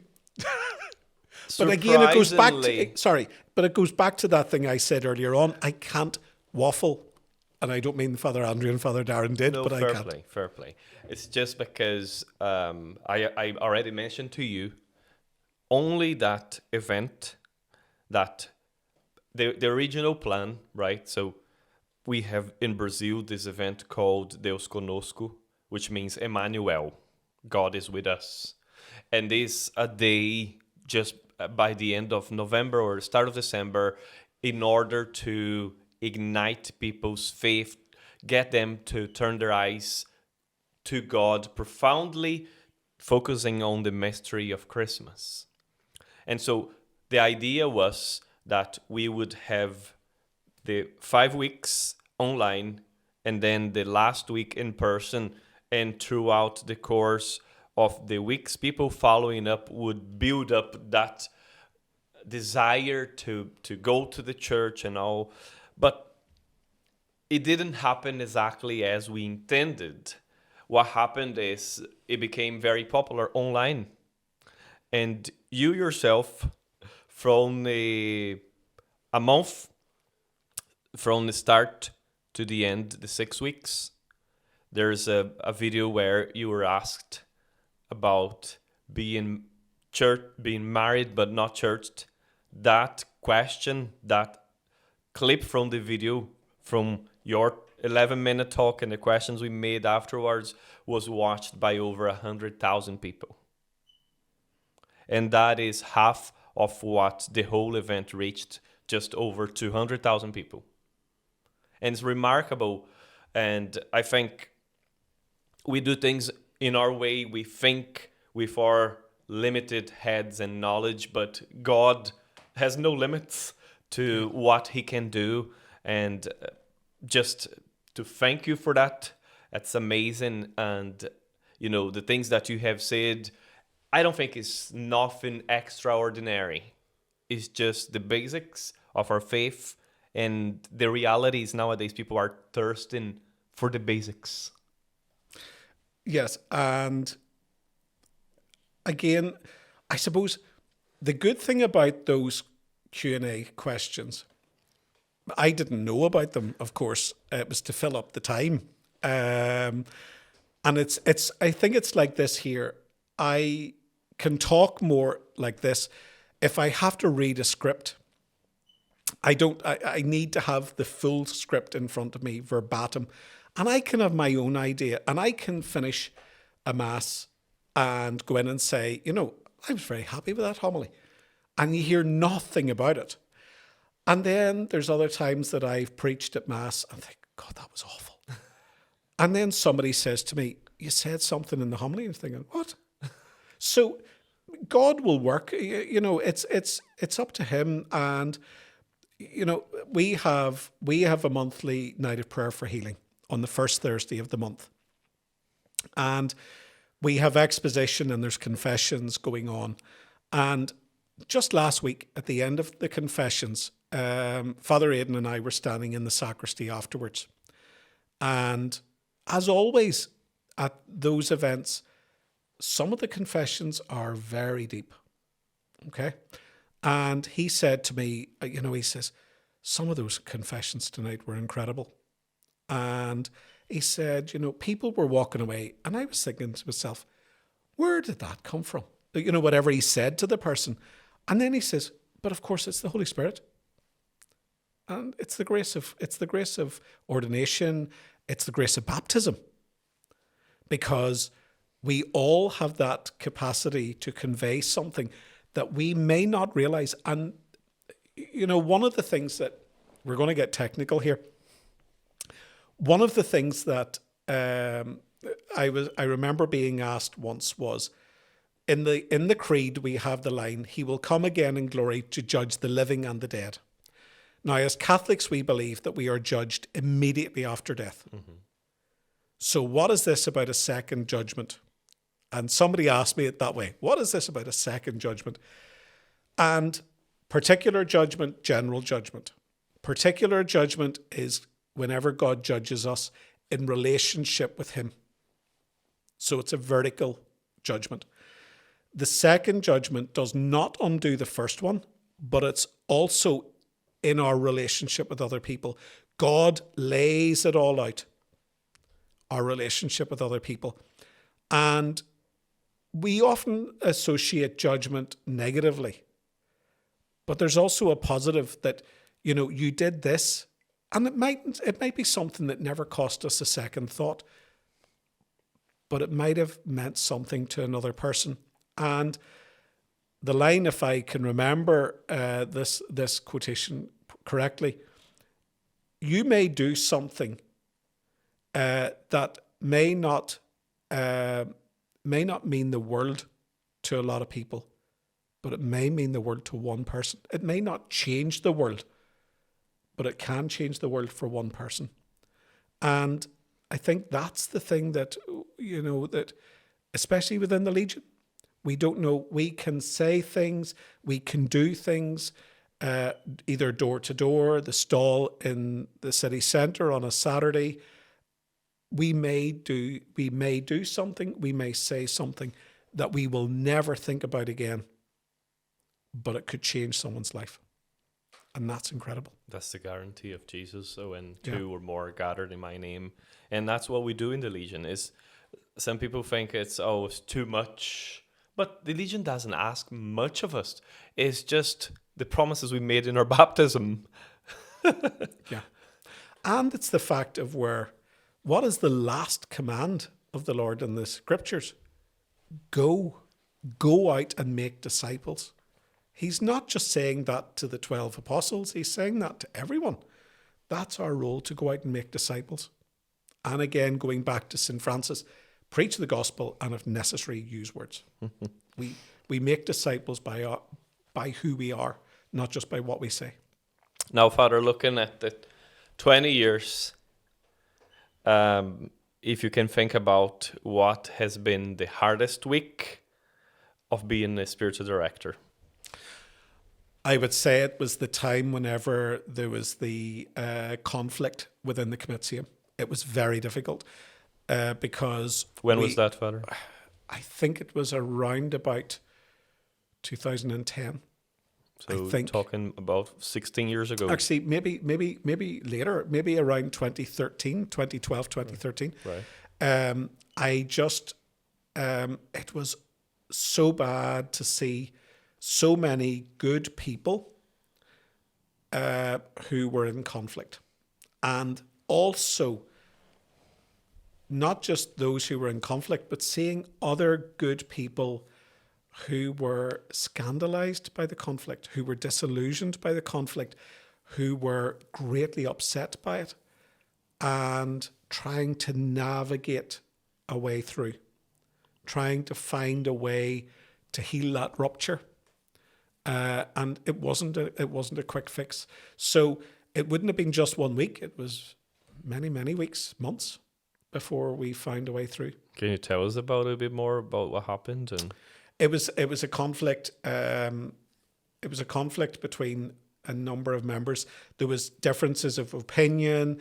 There was practical issues. It was I don't want to break confidences with it. So, but it was really difficult. And I suppose one of the things that I felt was that I was nearly caught in the middle, because I was trying to heal it. So I was trying to bring both sides together. You're taking their side. No, you're taking their side. Yeah, and I couldn't do that there. And there was also the expectation that I would take a side. And because both sides obviously thought they were right. So, of course. Yeah. So it was difficult. I think that would have been the hardest time for me in the Legion. And if you think on the other side of the spectrum, what has been the holiest week? Holiest? Yeah, or the best, or the holiest. Well, if anything, I would have to say it has to be the Rosary Festival. The Rosary Festival. Because there is such energy and enthusiasm, and I look at some of the legionaries who just put their heart and soul into it, and I just hope at the end of it, although they may be absolutely exhausted, they can look on it with a sense of pride and have this feeling within them that they were part of this. They were instrumental in creating something which has touched so many people. So you mentioned the Rosary Festival and not the Rosary Procession. Well, it's part of it. No, yes. I think it was Deacon Greg who started the Rosary Procession about 24 years ago, right? I think it was 2002. And then our Presidium was charged to, 4 years ago, Commission gave Our Lady Queen of Peace the responsibility to carry out that week. And I think our Presidium made the festival. We expanded one day into, I think it was 5 originally, and then we expanded to 6 and 7, and I think it was 8 last year, and I'm not sure about this year. But it's remarkable, Father, that I remember when you spoke about the experience of people coming on the last day of the festival, the procession, people filling up St. Peter's Cathedral. Can you walk us through that? So the procession was starting in St. John's and then coming down the falls. And again, going back to what you said about the talks earlier that were online and then in person, we don't know what to expect. We can hope for the best, but we don't know what's going to happen. Plus, it's happening in the middle of October. And today was like a winter's day here, and this is May. And so we don't know what the weather's going to be like. We're putting a lot of trust that things will go right. But whenever the procession arrived at the cathedral, and I was there at the door, and I'm just thinking back to last October. They were just coming in and coming in and coming in. I think, is this going to end? It was just, But the thing about St. Peter's, St. Paul's, any of the big churches, they really come into their own when they're full. And what I do remember is whenever the benediction took place and the divine praises, whenever they were being said, and I was going, blessed be God, and from behind me, blessed be God, and this huge rush of voices. And then whenever it came to the benediction, absolute silence, total silence. And then again, whenever it came to the final hymn, Hail Queen of Heaven, I think, and everybody blasted it out. It was almost like the national anthem. There was pride, there was joy, and then again outside and over to the halls for the fair and then the refreshments. There was just a real positive atmosphere that we are proud to be Catholic. We are proud to have been part of this, and it was a blessing to be part of it. And I think a lot of people who maybe, and I would imagine there was people there who don't go to Mass, but they were part of it. They were swept up in it. And I think that would have given them a real boost. And I know it certainly gave ordinary legionaries a real boost to be part of it. It was wonderful. It is amazing how such a small group of people can make such things. It's not people, right? It's God. It's amazing how a short number of people open to the grace of God can see things like that happening. That's amazing. The Legion in Ireland is not the Legion of 1955. Numbers have fallen. Just as mentioning about short numbers. The average age of a legionary has risen. How is the Legion in Downpatrick in 2026? What has been lost and what is being quietly rebuilt? The Legion in Downpatrick would be the same as the Legion throughout the country, with numbers smaller, older, and people can become pessimistic with that. But there are some presidia that are attracting younger members now. And again, we can focus too much on numbers, and you can have a presidium or a church full of people who are totally disengaged and switched off and are there. And this is the thing, people hark back to the 1950s, the 1940s. But the church then, people went to Mass because it was expected. They really didn't have a choice. When they were there, did they take part? Maybe not. So I always think back to, Pope Benedict. I think it was before he was elected. And he said about how the church would be smaller, but it would be faithful. And I think the Legion may grow smaller, but there is a fidelity there. And that fidelity is what's necessary, not necessarily numbers. It's those who are faithful and able to pass it on. And hopefully others will pick up where older members leave off.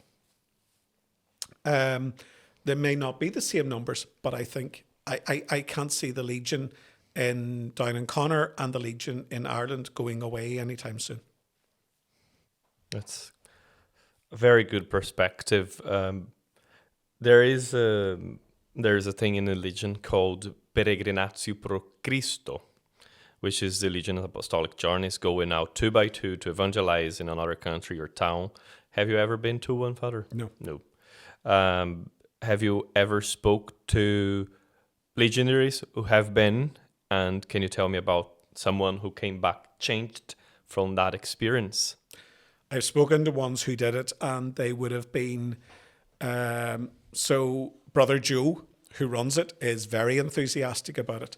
And others who have done it, and maybe because they have to leave Ireland and either going over to England or further, that there's a real sense of where you're cutting ties. You don't have the support of going home to your own bed at night, and you're relying on the goodwill of people in those towns where you're going to be evangelizing. But they would say that whenever they come back, they find it incredible. They would meet not just people who aren't Catholic, but people who are not Christian, who don't really know anything about Catholicism. And even though they will experience some negativity, overwhelmingly, it's a positive experience, where people will be curious.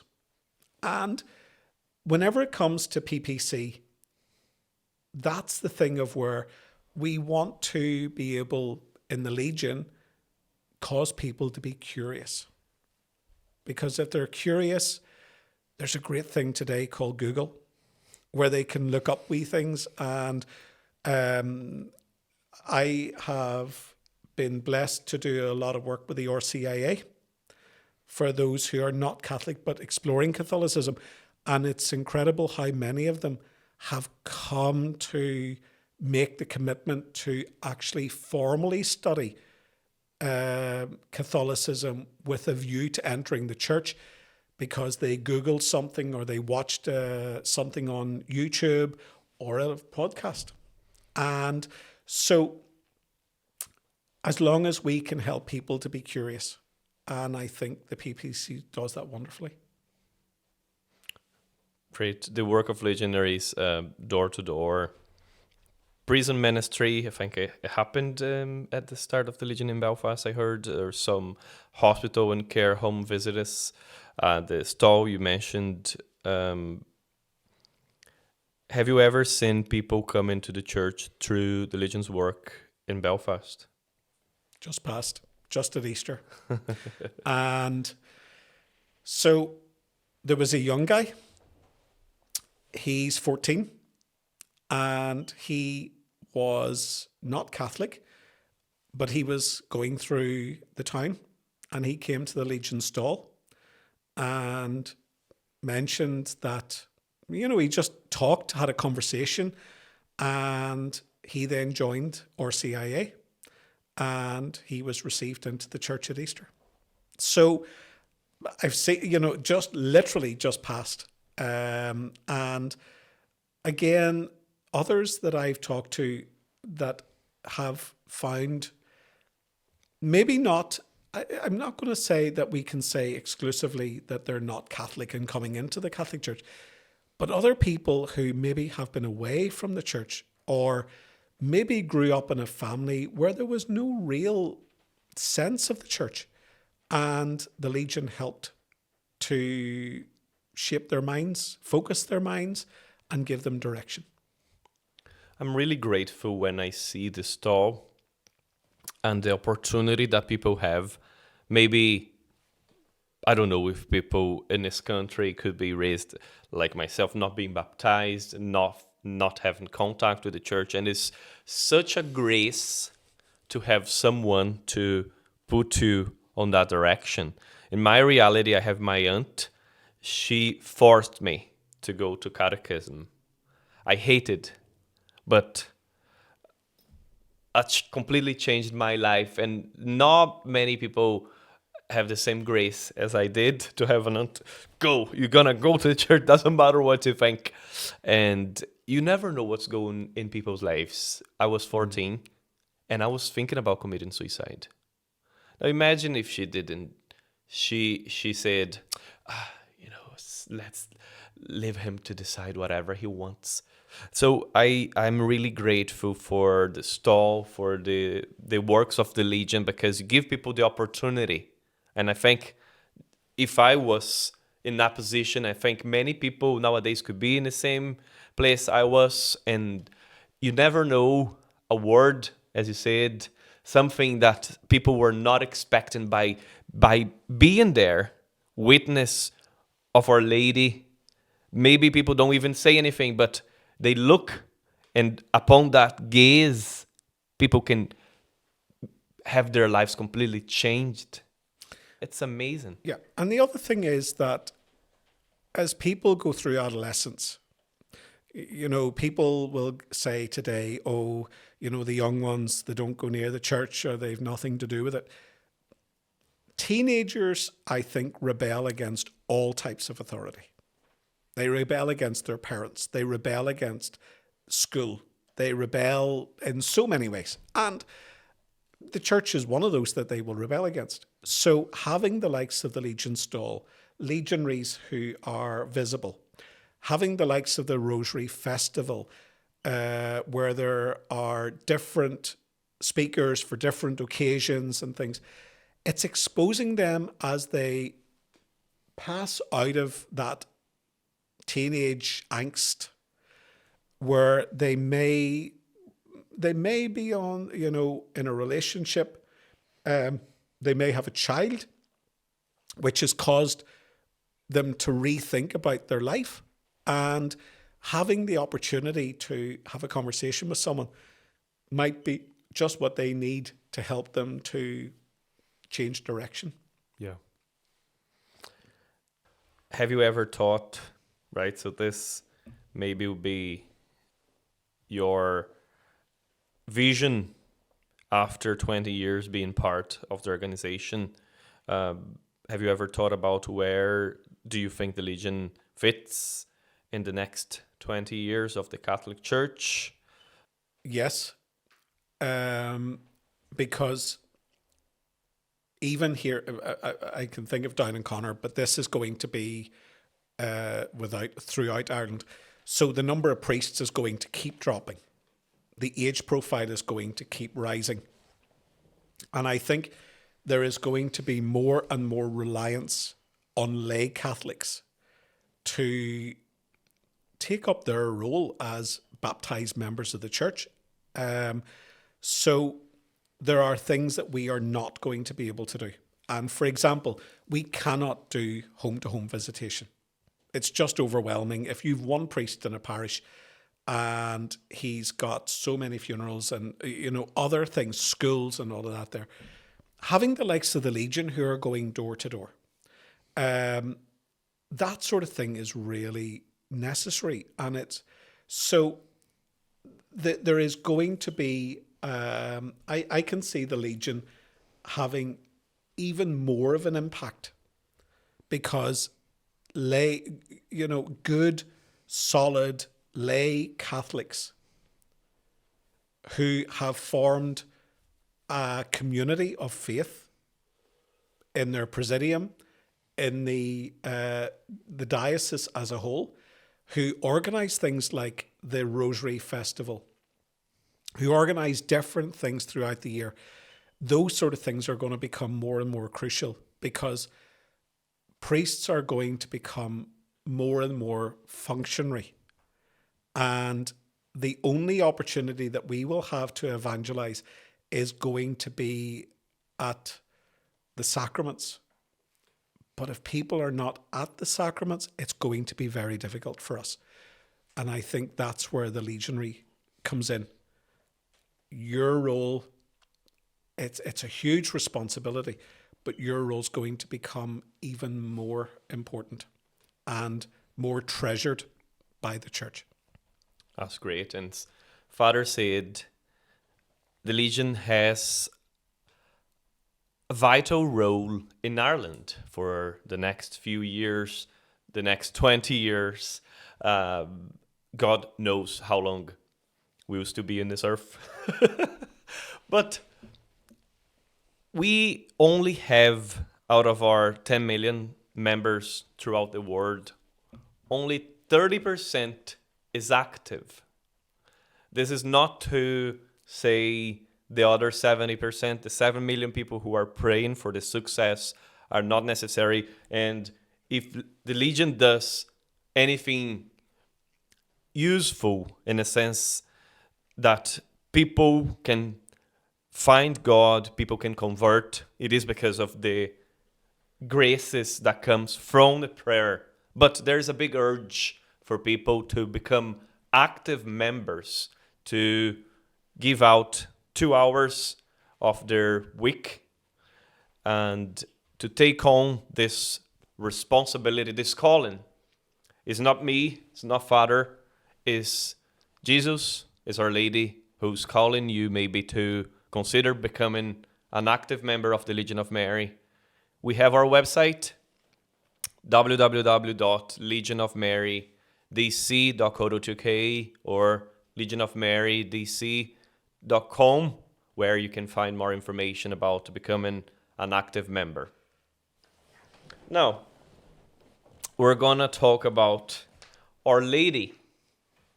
And I would like to just say a few words, if you don't mind, Father, about how I wrote one text when I was 13 years old. This is about 22 years ago. I didn't have a very good relationship with my mom. I used to live with her and my sister. And that was maybe the worst phase I had in my life. Adolescence, as you said, there's a lot going on, and it's the pain of growing. You need to make up your mind about what you want to be, about what you're gonna do in your life, and that pain, it's difficult. Everyone goes through this, but in that scenario, and with a very difficult relationship with my mom, there was one day that we were discussing, and the discussion became very, can you say hot? Heated. And then we started to shout at each other. We started to swear at each other. It was really bad, and I couldn't stand. And my mom was really angry with me. I was angry with her. And then I said I need to leave this house. And my way out, I hit the wall, and I kicked the gate, and I was really angry, really in a bad shape. I was outside for maybe 10 minutes. I got back, and I was still with that feeling boiling inside of me, full of anger and, this thing. And there was a blank piece of paper and a pen, and I started to write. Like I could transfer all the anger, all the hate, all that strong and terrible feeling to the paper, and I started to write with really strong in the paper, this word should go to hell with everything. And I wrote one line and another line and another line and another line, and I finished the page. I changed to the other page, and I kept writing. And so nearly by the end of the second page, I wrote something like that. It is something that it doesn't have to do with your race, your background. It is something that we all need, and that is love. So that was the first day I wrote something. And from that day, I wrote over 200 other poems, texts, and things like that. When I was 19, I had an inspiration because you spoke about resources, right? I learned that about 80% of the content that people look in the internet is porn. And that's mad. And I thought to myself, and obviously that was an inspiration from God, if people look and they find so much bad things, what is preventing us from putting good things up? So I started to write something that I called spiritual direction. This is a lot of years ago, but throughout the course of years, I kept writing, and I used to more or less every week get a team and go over it, and I used to write about 10 pages each time. Now, when I moved to Belfast, I still had that desire inside of me, so I created a blog called Catholic in Belfast. And there's a few texts that I wrote. And this year, just in the last few months, I had the grace and the opportunity to create my own website. And so I condensed all the texts I wrote over the course of the last 20 years in the website. And with the aid of my company, I was able to put up an ebook called Gratia, Plena, where you gave me the privilege of writing the foreword. And I just wanted to say, it's not because I wrote it, but it's a means that over the years, I had the grace to put out in a paper or in a computer for people to read, for people to have the resource, the opportunity to know more about our faith. And specifically talking about Our Lady, I put up this, I think it's about 8 or 9 texts that I wrote to give people an opportunity to know more about Our Lady and to increase their love, their devotion, because that's what St. Louis de Montfort talks about in the book True Devotion, because Our Lady is not well known, she's not preached enough, and people don't know about her, and people have restrictions about Our Lady. And so St. Louis de Montfort is a great apologist, is the doctor of moral theology, isn't it? Mm-hmm. So I would recommend, if you're keen to know about the book, download and read these lines that were written out of love for the Virgin Mary. And so this is the topic we're going to dive into now. The Legion's central reality is Mary. Now, Father, we are looking... honesty, I know you're being honest throughout the podcast. You're not faking anything. And we would like to know, who is Mary for you after 50 plus years of praying to her? Mm-hmm. Yes. 51. Oh, you had to drop that in. Who is she? She has been a constant. Not always reverent. Whenever I said about how my mum had us, that she was the one who had the prayers in the house. So one of the things was that we had the rosary every evening. And with my sisters and I as kids, there would have been the odd time whenever you were elbowing and trying to get the other person laughing and things like that. But the rosary was always a part, both in our own house, but then even in my grandparents' house. And this would have been my dad's parents. And we would have stayed with them. And why we loved staying with them was we were allowed to stay up until the ungodly hour of 11 o'clock.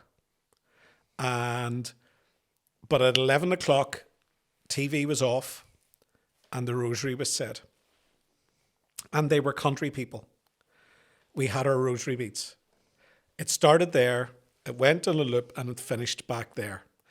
And being country people, they went through it like the speed of light. And that was, like it was so quick. But then we had all the trimmings. These prayers that seemed to me to go on and on and on Forever. and on. And it was incredible. So why this is remarkable, why this stays in my mind, is that my grandfather, my dad's dad, developed dementia. And it got to the stage of where he was in bed every evening by 7 o'clock. But at 11 o'clock, Nanny and I would have said the rosary together. And where she was breathing in and out the words, Hail Mary, full of grace, to thee, blessed art thou, that way. But that was just her way. They lived in a bungalow. And I remember one night that after the rosary had finished, I went into the kitchen to get a glass of water to bring down to bed. And as I came back out, Nanny was talking about something. And as she was talking to me, she set her rosary beads on the mantelpiece and she kept talking. And the next thing is I seen her reach over and lift my granddad's down. And as I went to bed, she started the whole rosary again for him because he couldn't say it. Wow. And if we go back to earlier, whenever I was saying about how all the good things that we do that we may not give a second thought to, but they do mean something to another person. My granny died never knowing that simple action, that one night, made such a profound impact on me. Wow. And I think for her, that relationship with Our Lady, mother to mother, woman to woman, was important. Taking it down to my own parents, my mother had a huge devotion to Our Lady. And in fact, after she died, we were clearing her bedside locker, and she was reading a book called Our Lady of the Roses. And the night before she died, she was very agitated and couldn't work out why. And she just wouldn't settle.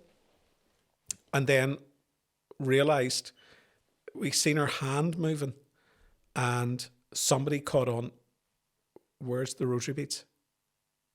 And we couldn't find them. So I took my rosary beads out of my pocket and I put them into her hands. And as soon as I did that, she settled, completely settled. So there has always been a real relationship with Our Lady. It was never just, Queen of Angels and things like that there. It was very, very real. And it was there from the very start. I would imagine that the Hail Mary was one of the very first prayers I learned. O Angel of God, my guardian dear, and the Hail Mary. They would have been, that's where, and that journey has been with me all my life. And as I seen how she gave strength to my granny to look after my granddad, as she gave the strength for my mum through her illness, I just see that same strength. That, I love all of the Marian prayers. I find so much in them. We fly to thy patronage. Remember, O most gracious Virgin Mary. There's just so many lines in all of those that are just so wonderful. And that I know that she's there for me. That, I just feel that real connection. And especially as a priest, I guess. Yeah. Because I think every priest will have, I don't mean this to sound crass, but I think every priest has a soft spot for her. She is the most perfect disciple. What she did perfectly is what we are trying to do, and that's serve God and serve his people. And we see that right from the very first miracle that our Lord worked. She saw, nobody came to her and said, they've run out of wine at Cana. It says she saw they had run out of wine. And she immediately said to Jesus. So she saw the need and acted on it. And I think that's what we're all, priests and laity, we're all called to do that. See the need and act. With the eyes of Our Lady. Yeah. What is your relationship with the Rosary, and has it changed over your priesthood? Yes, because the Rosary itself, see, one of the things that I started to do was I started to listen to the Rosary in the car and pray it along in the car. And then I realized this isn't working, because I was just going through the words, but I was more looking at drivers who didn't know how to drive. Or, not another red light. And, so Hail Mary, full of grace is going on in the background, but it wasn't meaning anything. So, but one of the things that I do, like, I'm not someone who can sit and say the Rosary because my mind goes everywhere. The one thing I love is that either I will walk around the inside of the church, or I will go out for a walk at home and I'll say the rosary that way. And that's the way that I, but again, the rosary is a mantra. It is there to help whenever anything else, all these other things are going on in my head. It gives me that time to just be at peace and be quiet. In your experience, has Our Lady ever answered in a way you couldn't have invented? I think back to whenever I worked in Knock, and there was a few things that happened that I just thought, I need help. How long ago you talking? Oh, God. I was a seminarian. So you're talking 30 years ago. Right. And so I was about 20, 21, 22. And there were times, this is going to sound stupid, but I remember sitting outside the gable wall, and I was sitting there, and I always wondered, what would it be like to get an apparition? Growing up with Lourdes and Knock and Fatima, and wonder what it would be like. That must be class. And I was sitting outside the gable, and it was during the novena, so it took quite a while to clear up the basilica, and I was in charge of the basilica, and another friend of mine was in charge of the old church in the gable. So he was finishing up. I was sitting outside the gable on the wee seats outside, looking in, and it was late, very late at night. And the next thing is something changed. And I'm looking at the statues, and the lamb began to go like a purple colour. And I'm sitting there going, oh dear God, no, please, no, don't do this to me. I began to panic. And then the statue of Our Lady began to change as well. And I was beside myself with fear. And I was going, please, Lord, if you go away, I swear I will never eat lamb again. I was going, could you just, please don't do this to me. Please don't let it be an apparition. I take it all back. And it was the night lights coming on.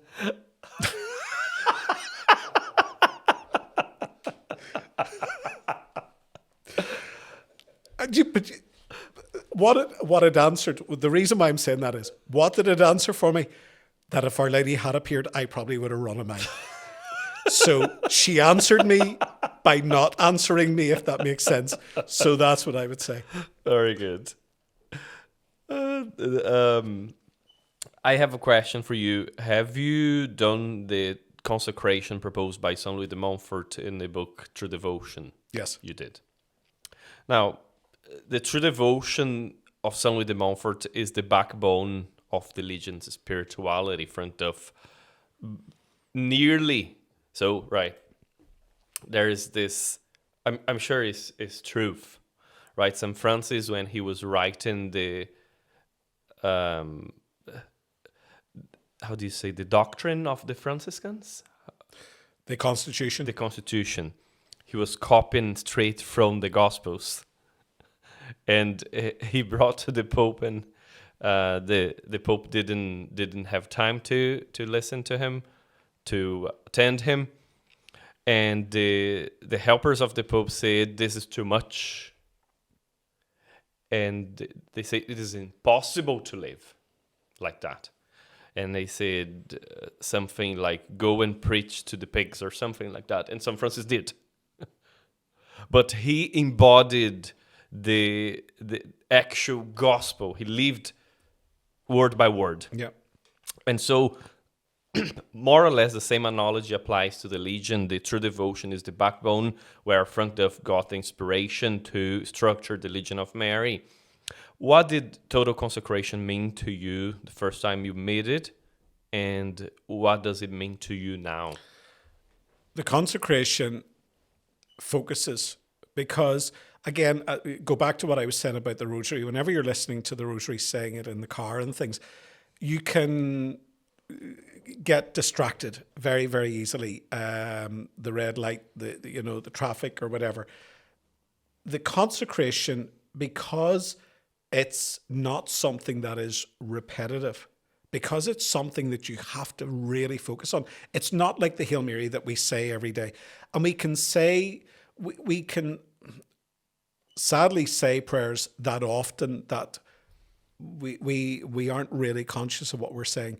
The likes of the consecration, because you have to actually think about what you're saying, it helps to really focus. And it brought me back to the first Mass, my first Mass, because at the end of my first Mass, I made an act of consecration where I consecrated my priesthood to Our Lady. Amazing. And I asked her to pray for me, and I asked her to pray with me. And I think that's what the consecration also, it is placing ourselves in our mother's arms and asking for her help, asking her to pray for us and asking her to pray with us. And therefore then we can go out with knowing that we have someone who is on our side and is going to be there and supporting us, just like she supported, St. John, woman, behold thy son, son, behold thy mother. That John was probably no more than a boy. And so everybody says about how Our Lady was placed in the care of John. They forget John was placed in the care of Mary. And we're also the same. And I think that's what happened in the early church as well. They were placed in her care. And I am, if I was to sum it up, the consecration, it was me being consciously placing myself in her care. Amazing. It's something very powerful. I did my consecration as well in 2014 before moving here, and I think Our Lady structured things in a way that I was able to find my way back, and was in Medjugorje with the Legion of Mary. That was a life-changing experience to me, and I am sure, because I made my total consecration as well, we give freedom for Our Lady to do things as she pleases, to use our prayers, to use our gifts, to use our talents, to use, if there is anything good in us, it's a grace of God, but even in our weaknesses, she helps us, and she put that for God. There is a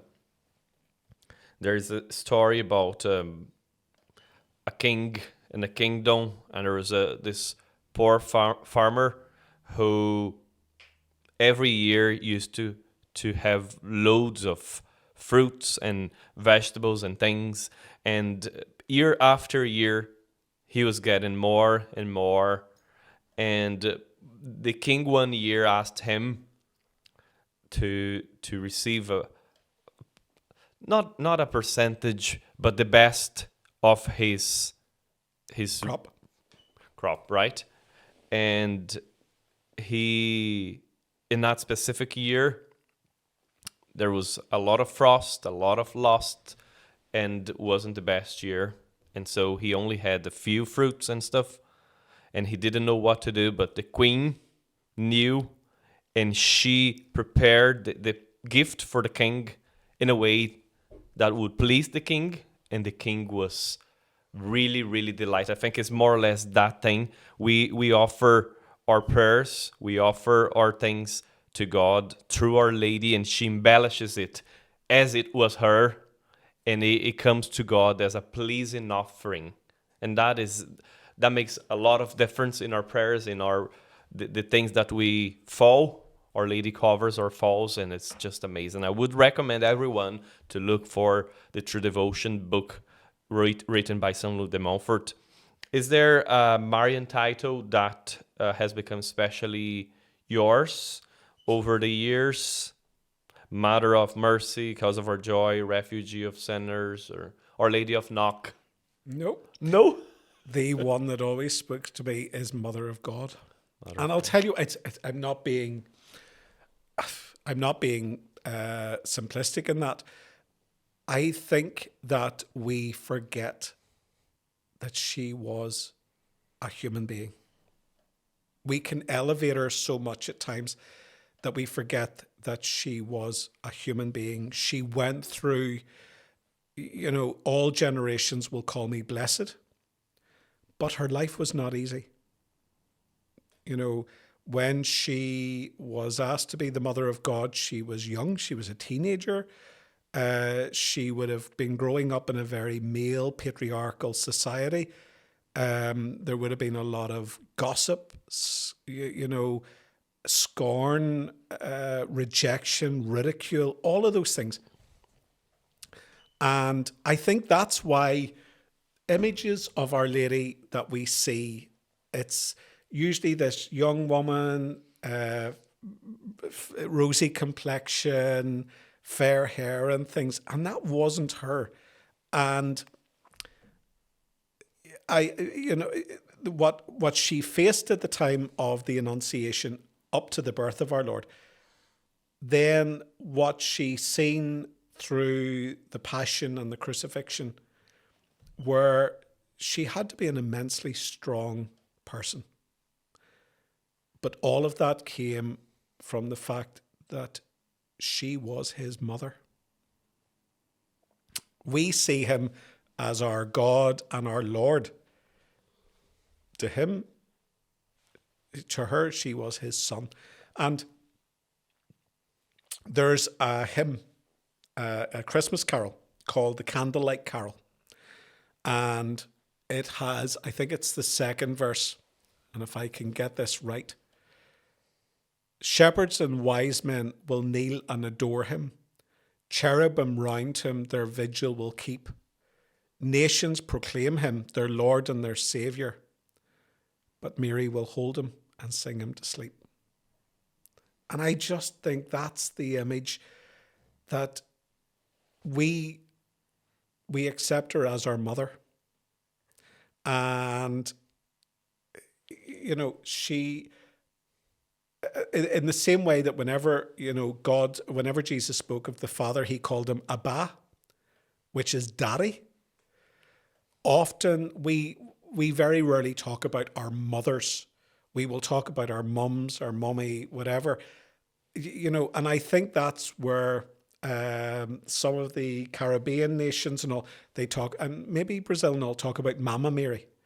The Mama is a very pet form of the name, and it shows a real close connection. And so that's why I would go with the simple title of Mother of God. Fair play. Now, this to wrap up this section talking about Our Lady, if you could only leave the legionaries of Belfast with one sentence about Mary after 20 years among them, what would it be? Keep holding her hand. Don't let go. Keep holding her. Hold on to her, and they'll never go wrong. Great. We'll talk about some experiences that you had maybe in your priesthood. Is there an experience that you remember that was maybe the funniest? Good God. There's a lot, and it's very difficult to put because there's a lot of really, it's, I suppose, being in Belfast, the honesty of people, coming back, I met two ladies and they had gone to a wake, and I said, how was it? And they were laughing and things like that because they got the bus up and they got out off the bus, walked up, seen the black bow in the door, walked in, and one of them started talking to one of the mourners, and the other one had gone over to the coffin, came back and started nudging and nudging and nudging, and then came over and said, it's the wrong body. They were at the wrong wake. There was another wake going on around the corner and they had gone to the wrong one. And it's just the sheer just oh, these things are class, and they laugh telling them, and it's just all of those, they're all wee things, but they're all great. I'll tell you one. Right. So it was first confession, and we were talking. We had the kids in the church, and it was the story of the lost sheep. And the way that the other priest with me, he was leading it, and he took out the Irish News, and there was a big bite out of the Irish News. And he said that his pet sheep, Sean, had taken a bite out of the paper. And he said to the kids, we need to find Sean. So he found Sean, and Sean had a wee sign on him saying, "I'm sorry." And now we had talked about forgiveness and everything like this here. And he said to the P3s, the other priest said, "What should I do to Sean?" In other words, forgive him. One wee kid turned around and put the hand up and said, "Smack him, Father. Smack him hard." And the whole place just collapsed. We thought, we've just lost this completely. So those wee things, Is there any experience you've seen from the altar? Well, as I said, I'm not keen on preaching. And one of the things that we were told was that if you are preaching to a crowd, don't look at their faces. Look at the heads. And when I was in St. Paul's, I was preaching at one mass, and as I preached, I looked down into the congregation, and there was one man directly in my line of sight, and as I looked at him, he stretched and yawned. And I just burst out laughing, and I says, "Stand for the creed." Couldn't continue. Couldn't continue. There was no point. Very good. This is just to break the ice, because we're going to talk about some pastoral challenges in 2026. What's the question young Belfast Catholics are actually asking in 2026? Not the question the church keeps preparing answers for. Where can I get help? Because there's so many of them don't know. They feel adrift, and I think that's where the likes of the rise of drug abuse That's terrible. is, that they are looking for help. They're looking for something, and they don't know what they're looking for. Something is missing in them, and they feel the euphoria of the drugs, but then they realize that but they're snared, and they are looking for help. And it's not necessarily counseling or addiction services and things. I think there's something deeper. Where can I get help? In other words, how can I find God? But they don't know how to phrase it because they've not had that relationship with him. That's really difficult. Is there an under-talked about pastoral wound in the diocese right now? Pastoral wounds? Yeah. I haven't heard, but I just, I suppose the abuse and other scandals that have affected the church has wounded the church, yes. But also that people are genuinely searching for something, but they don't know where. They don't know where to turn. And sometimes that they have this image of the church that they wouldn't be welcome, or that their sin is too big. And they feel, it's amazing how many people, whenever they come to confession, that they don't truly believe they're being forgiven. How could God forgive me for that? And it's helping them to try and understand that. Why do you think that is, Father?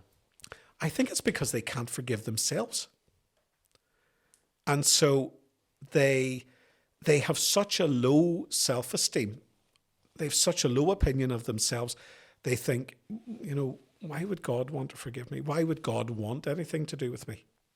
And I try to help them laugh about it by telling them about a cartoon that I remember seeing. And it was two wee children, one talking to the other.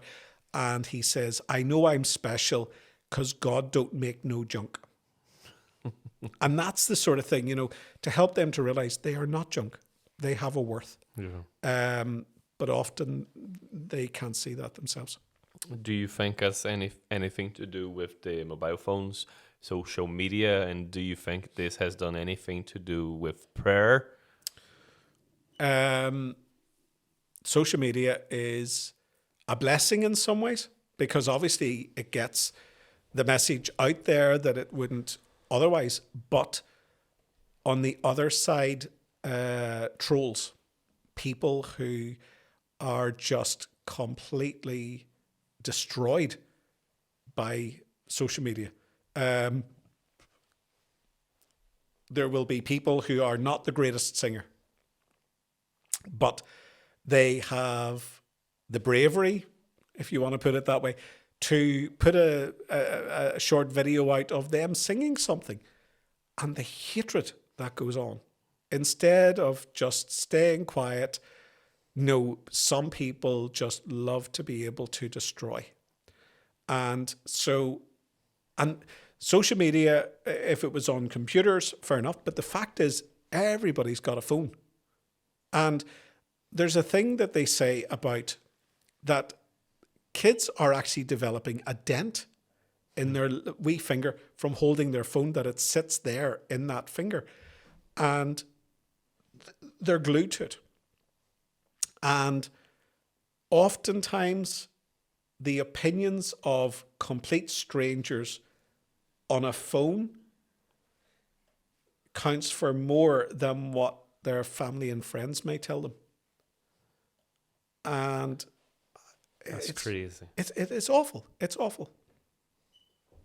Who you put your trust in, that's it. And you don't know their motivations, you don't know why they're saying what they're saying, and you don't know what's in the background as well. Yep. That's really bad. Now, we're thinking a hypothetical word here, right? If the bishop walked in tomorrow and gave you the resources to do one new thing in his diocese, no questions asked, what would you do? I would probably, if he gave me the resources, unlimited money, I would get 50 people who are in normal day-to-day jobs and say, I am going to pay your salary for the next 10 years. If I knew that they were people who were committed to their faith, but who had commitments like family, mortgages, okay, I will pay your salaries. Let's come together and let's make a plan, and let's flood the schools, youth clubs, really help people, kids, young people, teenagers, to see the joy that can be got from the faith. Would love to be able to do that. We just need to put some numbers in for the... Yeah, but you see, I see the good work that is done by legionaries, by the Knights of St. Columbanus, by other apostolates who use their free time to be able to... And there is a mark. And if there was some way of absolutely... expanding it would be brilliant, but we're tied. Would you say, is there anything that the Legion does that brings special gifts to parishes that sometimes other movements can struggle to replicate? Yeah, well, the one I mentioned earlier, the door-to-door visitation, I think that is absolutely fundamental. And I don't know of other groups that do it. It's more it seems a Protestant thing, right? No, the idea when we knock at people's door, the first reaction, if people are Catholic, they say, "No, I have my faith." Yes. They expect. Yes. They expect the Jehovah's Witnesses. Yeah, they expect it's the Jehovah's Witnesses at the door. And yes, but again, it would only be the Jehovah's Witnesses. Yeah. You would never see Presbyterians or Anglicans or Methodists or Baptists going around the doors. So in that sense, it would be expected to be the Jehovah's Witnesses. But the Legion doing that, I think that can't be underestimated. Again, we don't know what you're going to hear at the doors. And sometimes people just need that chance to talk, need that chance to be prayed with, need that miraculous medal that is handed over at the door or whatever. They need that little connection to keep them going. And again, without those calls, you can walk away from a person's door. You can finish your duty for that week and think, it was all right. But you don't know what change it made in someone's life in one of those homes. I think that's incredibly important. Working with your guidance in St. Peter's, we have knocked at every single door 4 times. And we're still doing it. There was one special occasion where I was with Brian, and there's this old gentleman who was going through a very difficult period in his life. We said we were from the Legion of Mary. We were knocking at every single door at the parish priest yourself direction, and we were offering people a free gift of the Divine Mercy, a picture that we offer we still offer in every single home we visit in St. Peter's. The person said to me, and we said, yes, it's for yourself. And he was looking to get some money to give to us. I said, no, this is free. It's a free gift. And that is the only purpose we're doing this is to get you to maybe say a prayer for us. Something like that. He got so emotional. We didn't say much. He started bursting in tears. And he couldn't speak. And I don't know, he was maybe in his 60s or 70s and was so touching. And it's just like what you're saying, Father. You never know. And it's such a special thing that the Legion does, knocking in people's doors, meeting them where they are. Yeah. We're not expecting them to come to us.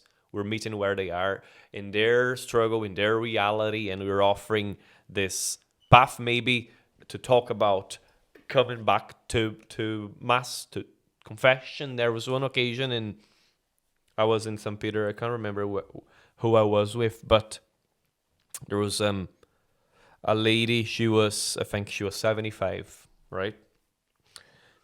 We were talking, so we offered the Divine Mercy image. She accepted, and since she was open and willing to talk more about it, I said, so we're also inviting people and to come to, we say, the Rosary in St. Peter's every Tuesday at 7:30 p.m. and so on. And conversation in, we said, I asked her, do you go to Mass in St. Peter's, or do you go to other parishes? Do you go to confession? And she says, well, I go to Mass sometimes, but I don't go to confession ever. I said, well, that's odd, I don't know.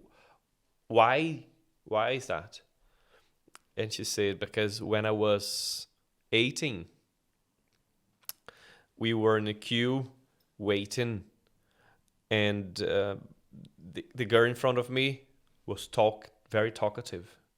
The priest heard someone talking very loud and he got irritated and he went, he smacked her head, this lady's head, not the one in front of her. And she said, since then, I've never been to confession because I don't want that experience.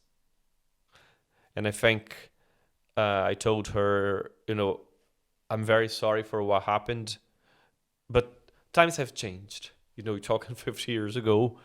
If you go to confession today, you'll be very welcome. Nothing like that will ever happen again. And we left her house encouraging her to seek for the sacrament because it's a grace that is available for us and we need to make use of it. And that reminds me of when you gave your talk, there was an answer you said, give another priest a chance, and give a priest another chance, or give another priest another chance. Yeah. Something on those lines. Yeah, because yes, see, that's one of the things that we are very conscious of. A priest can do so much damage. Same if a legionary can do so much damage to the legion. So we always have to be conscious in what we say, but also in what we do, and always give the most positive view and expression of what we believe. There's no point in saying one thing and doing the complete opposite. It's just, especially kids don't, that thing, do as I say and not as I do. Kids can't learn by that. Kids learn by example. So they look to see what their parents, other adults and all are doing, and they copy that. Not just in what we say. If we say one thing and do another thing, kids will learn that what we're saying is nonsense. That they will reject that straight away. So it always has to be saying and doing has to match. And that's one of the things that we hear. I heard this a lot when I joined the Legion back in 2017. Religion is not taught, it's caught. Yeah. And that's powerful. Yeah. We're going to talk a wee bit about your transfer. We don't know yet, but you'll be transferred at some stage. Yeah. 20 years with the commission ends. What does that sentence feel like in your chest when you say it out loud? It's incredible, first of all, that 20 years have passed. It's gone in a heartbeat.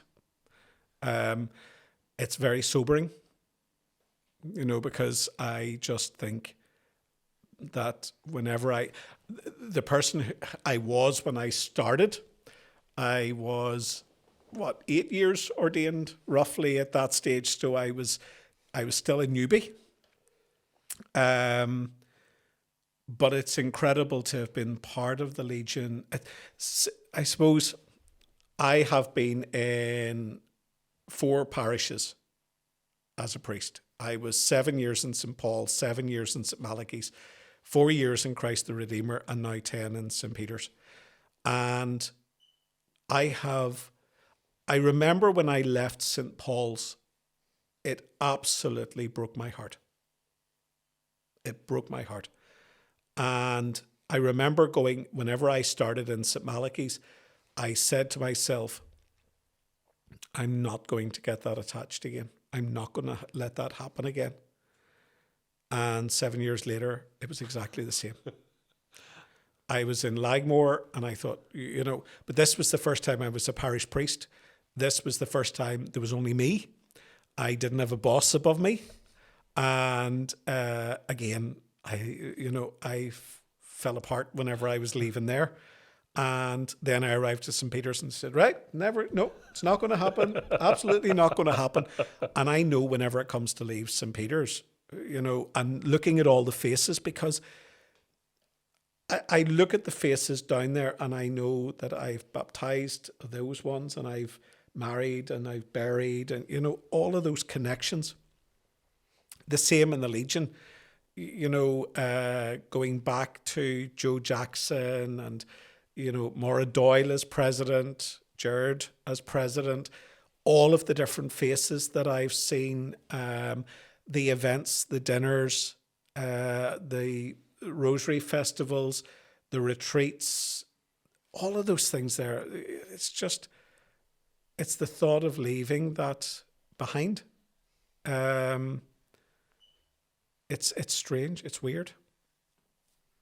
It'll be interesting to know, you know, God, it's the first Wednesday of the month and I'm not having to go to the comitium meeting. There's going to be something nice about that.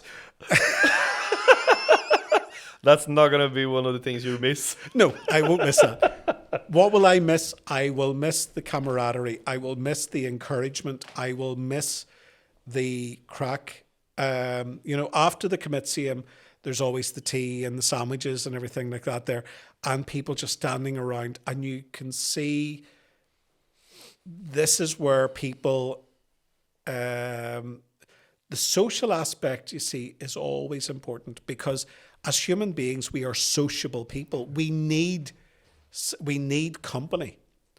And whenever we're in a faith group, which is naturally countercultural, we need that support of company even more.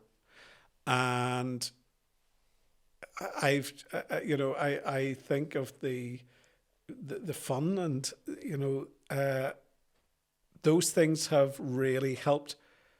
But even seeing the sheer depth of commitment, it's incredible.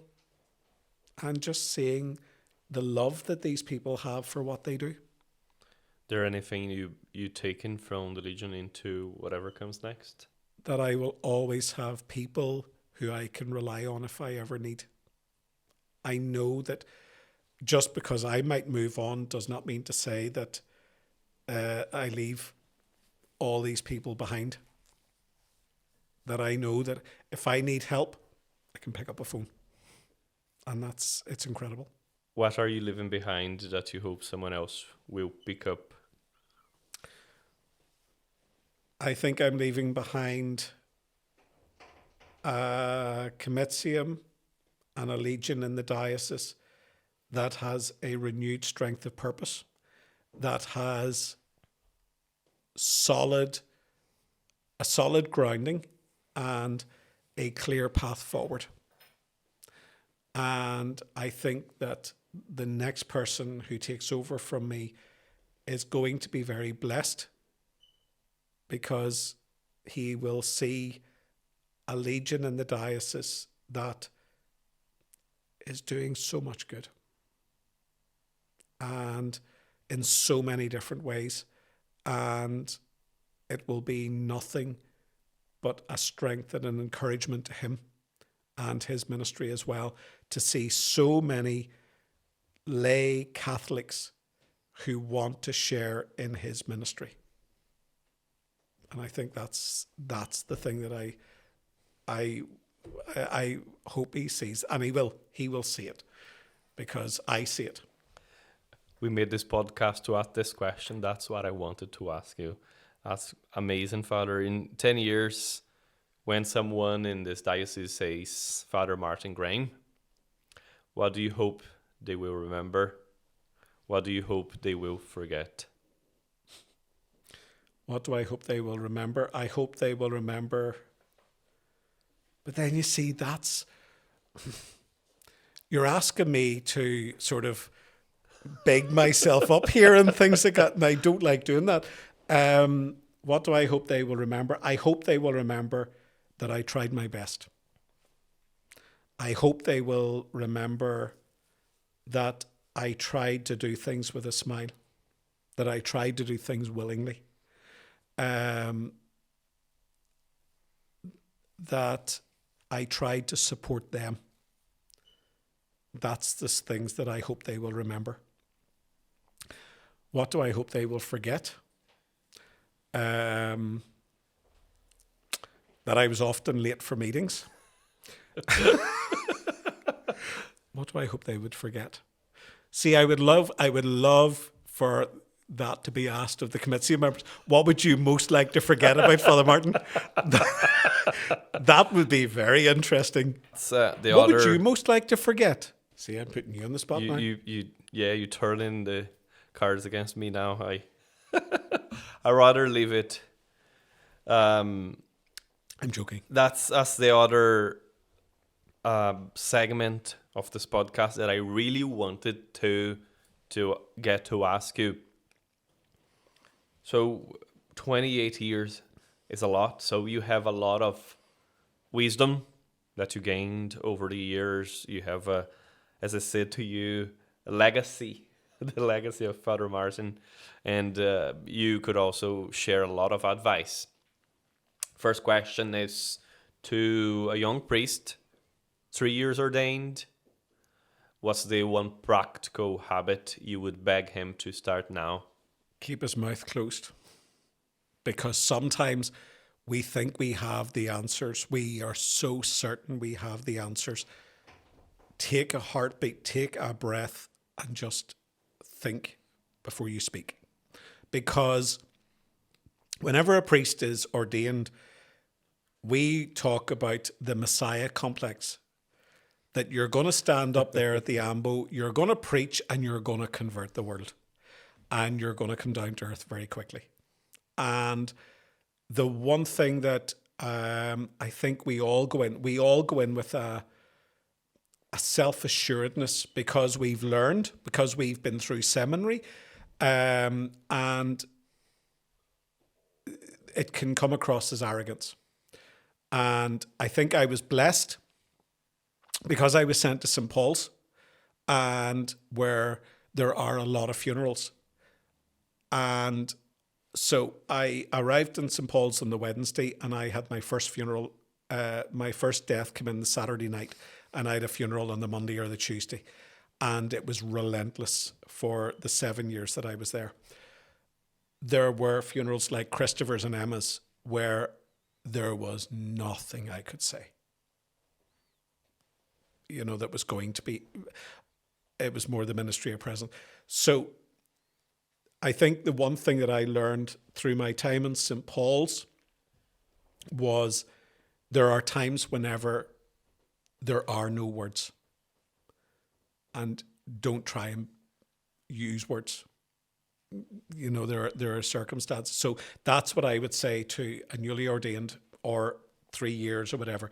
If you have not had that experience yet, just please take a heartbeat and think about what you're going to say before you say it. Right now, to a legionary who just made their promise, what do you want them to write inside the front cover of their handbook? I am the handmaid of the Lord. I am the servant of the Lord. I am not the Lord. That of anything that I am here to do the will of God and the will of Mary. I'm not here to do my own will, and I'm not here to impose my own will. If I was asked for something for them to write in their handbook, I will go back to that quotation of St. Francis, preach the gospel, and if necessary, use words. I think that's the encapsulation of it all. That by your word, by your deeds, not just by your words. It's so funny, Father, that you keep saying this. Brian asked me to give the Allocutio, and I finished with this. That phrase.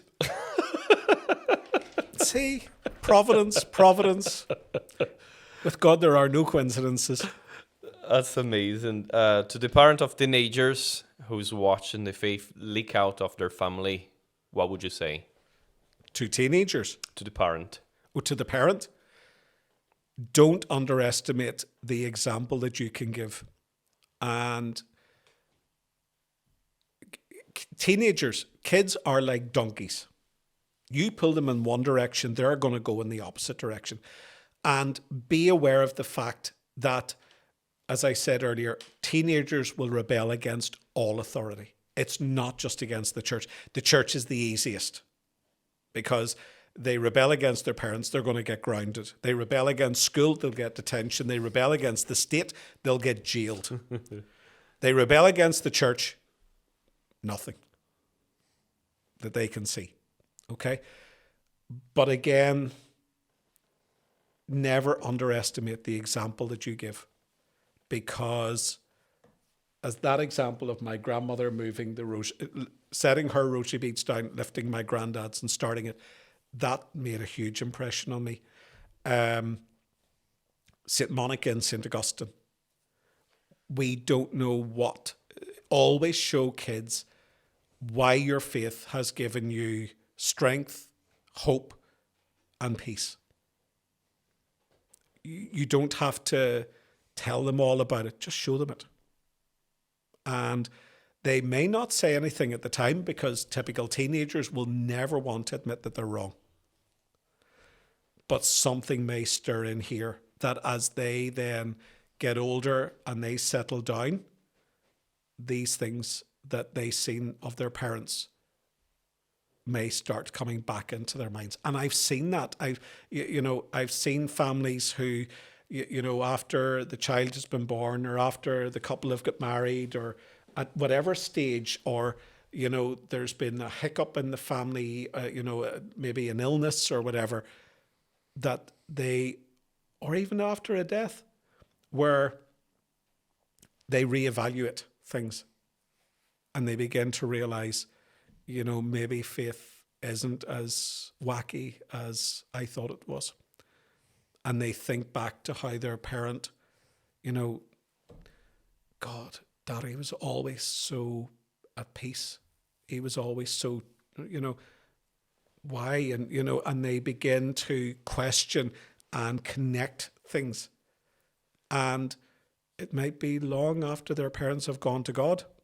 So, but never doubt that they can make an impact. The example says, even if they go. Yeah. To the man or woman driving home tonight in tears without no one knowing the reason, what would you say to them? Don't cry alone. No, it's one of the things that we think in this society of today is that we have to be brave, that we have to hide, any shortcomings. We have to project a strong, character, and any weakness should be frowned upon. No. That, again, we are sociable people. We need the help of others. Never be afraid to reach out for help. That's actually bravery. That's actually a sign of strength, is the reaching out, not the staying quiet. It's easy to stay quiet. It's easy to hide away. It takes a lot more to ask for help. So if you think it's a weakness, asking for help, it's not. You're being incredibly brave. I was thinking you were going to make a joke, because we spoke about this yesterday, and one of the things that people said is don't drink and drive. But no, this is a serious matter. Nothing to do with that. That's great advice. People just need to know they're not alone, and there's people who can help. There's resources, and after all, there's God. If you had to write a single sentence that captures what 20 years of Marian apostolate in Belfast has taught you about God, what would it be? That he has no favourites. That the person who we think is never going to, change, is someone who could easily change. And someone who we thought, was, they're going to be really good and they're going to be really strong. And they don't stay the course. They drift away very quickly. And the person who we think may not have a lot in them is the one who stays. So God has no favourites, and God will work in someone if they allow him to work. He's not going to pick, well, I'm going to work in them, but I'm not going to work in them. He's going to try and give it to everyone, and it's up to them what they do with it or not. What he has taught about yourself? That I can last at something longer than I thought I could. And I thought that whenever I got to 7 years in St. Paul's, I thought, God, I couldn't do more than 7 years, and I couldn't do more, and then St. Malachy's, and then Lagmore, and then I got to St. Peter's, and I would have thought, 7 years, that's about right. I'm 10 years there now, and it's gone by, and it's always new. And again, 20 years in the Legion, it's new, there's always a change of dynamic. There's different people, there's different conversations, there's different scenarios, there's different problems, there's different joys. It's always changing, and I'm just thankful for the fact that I've lasted 20 years. Especially with Brian Greene there. That's a true sign of canonization right there. If you can stick Brian Greene for 20 years, then that should be instant canonization, even while still alive. Oh, very good. Is there anything else, Father, that you'd like to say about anything that we discussed? Because we're going to go into the lightning round. It's going to be short questions, short answers, and we're going to wrap up. Okay. The Legionary has been one of the greatest blessings in my life. It has been a privilege to be part of it. I have seen so much good coming out of it. I have seen so much goodwill by the members, and I just want to see it thrive. I want to see it thrive, and I want to see its members thrive, and I want to see all those who are engaged by the Legion of Mary, whether it's door to door, whether it's the stall, whether it's PPC, whether it's through the Rosary Festival. I want to see them thrive as well and know that they are loved by God. Amazing. So this is a more relaxed and tranquil segment of our podcast. Okay. So I'm going to give you a few options, and you just let us know your preferences, and without thinking. Okay. Tea or coffee, and how do you take it? Oh, coffee. Coffee.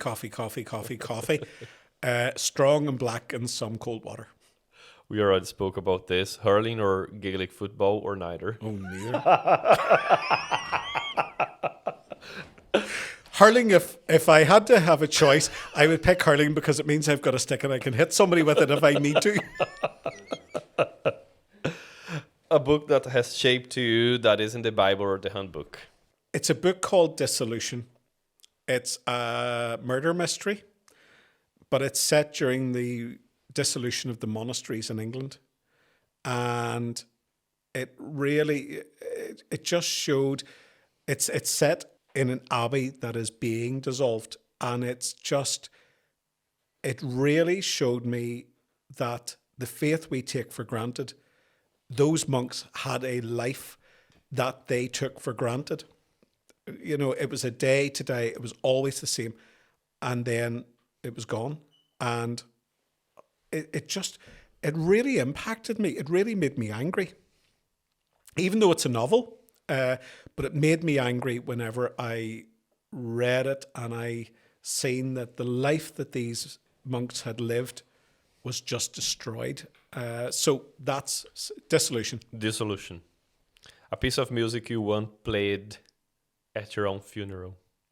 Okay, so I would have one that I would have played in the church, and it's because it's my favourite hymn, and that's Hail Queen of Heaven. I love Hail Queen of Heaven. If I was asked to have one at the graveside that wasn't religious, it would be Fantasia on a Theme by Thomas Tallis, by Ralph Vaughan Williams. It is just the most exquisite piece of music. Love it. But I love, going back to Hail Queen of Heaven, I love the words of it. And again, it's Star of the Sea. Pray for the sinner, pray for the mourner, pray for the wanderer. You know, it's just, I love it. Never gets old. No. The saint after Our Lady you ring most often? Oh, there's two. The one most often, St. Michael, the Archangel. Why? Because I just like the fact of knowing that I've got someone with a big sword right behind me and who's going to help in certain situations. That he would, yeah, definitely St. Michael. St. Michael. A meal you would cook for guests? A meal I would cook for guests. I love cooking. It would be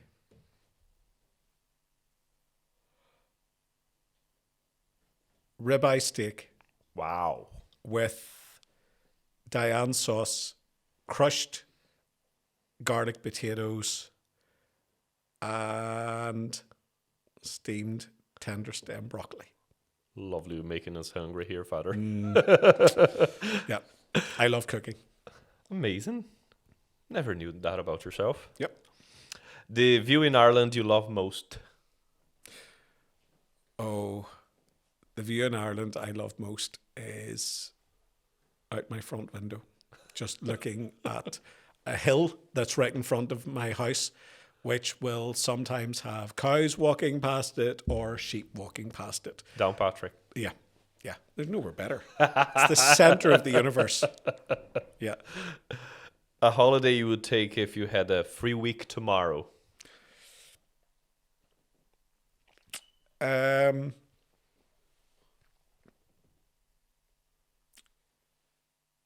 Just a week? No, it doesn't need to be a week. Okay. The one thing I've always wanted to do is a thing called the Trans-Siberian Express. I love railways. It's not that I hate flying, I'm terrified of flying.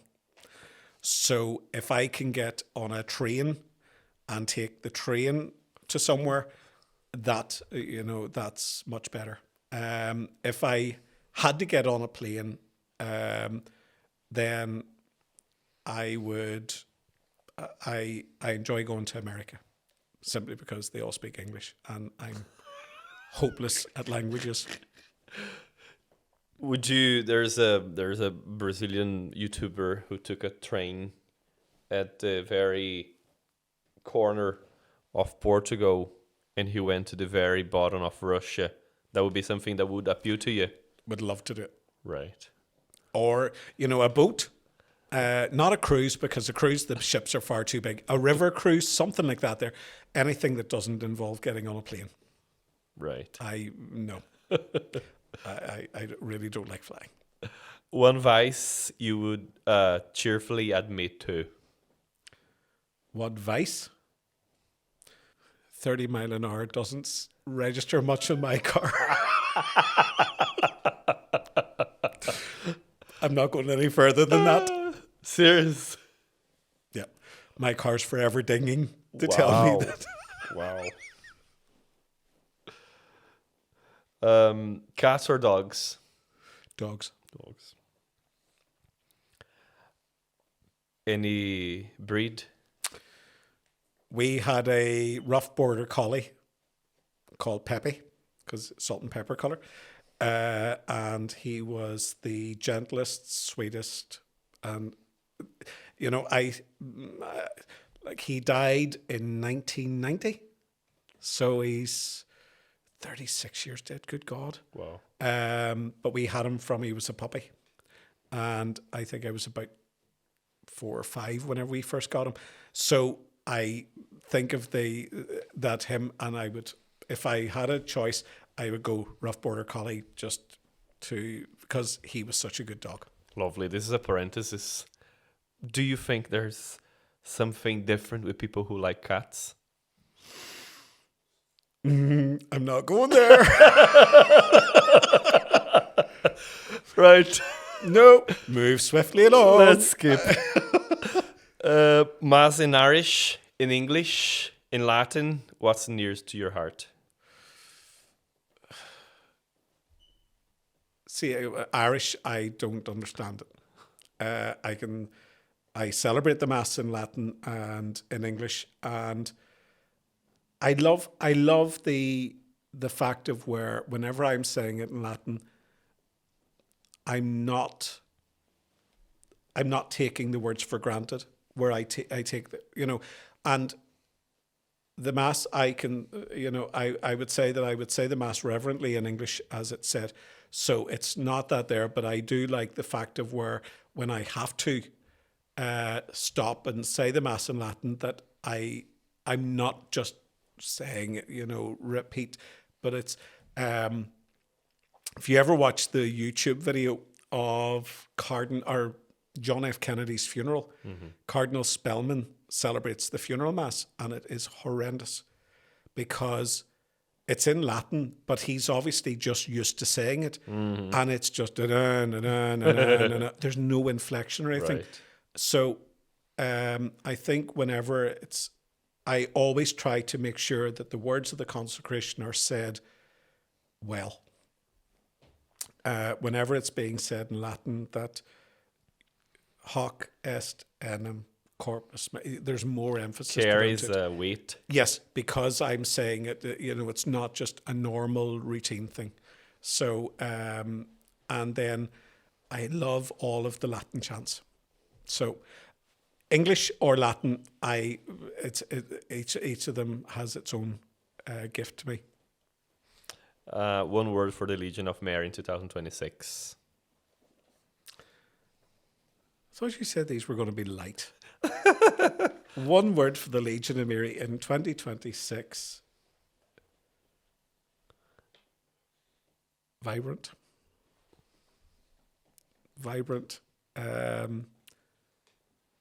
Focused. That's two then. Okay, drop vibrant and put focused. Go back to Brian Greene. He's not vibrant.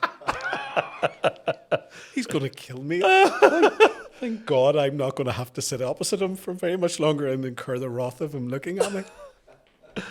One word for Belfast. I can't think of one word, but if I was to use a very short phrase, if I was to say one word, it would be colourful. And what I mean by that is that for so long, Belfast was very grey. The Troubles, concrete buildings, one of the biggest, if people ask, what's the biggest change I see in Belfast since the Troubles ended? And obviously they'd be thinking of something profound. I say buildings have got glass in them. And that's, it's that sort of thing of where buildings are developed. We're not stuck to something that's just plain drab grey. And I think that also is happening in that people are not living in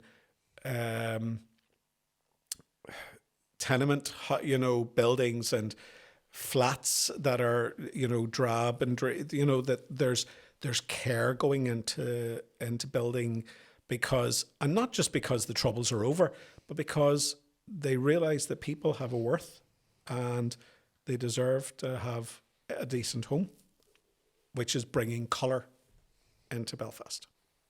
Very good. Last one is a word for the next chapter in your life. A mystery. Mystery. It's one of the.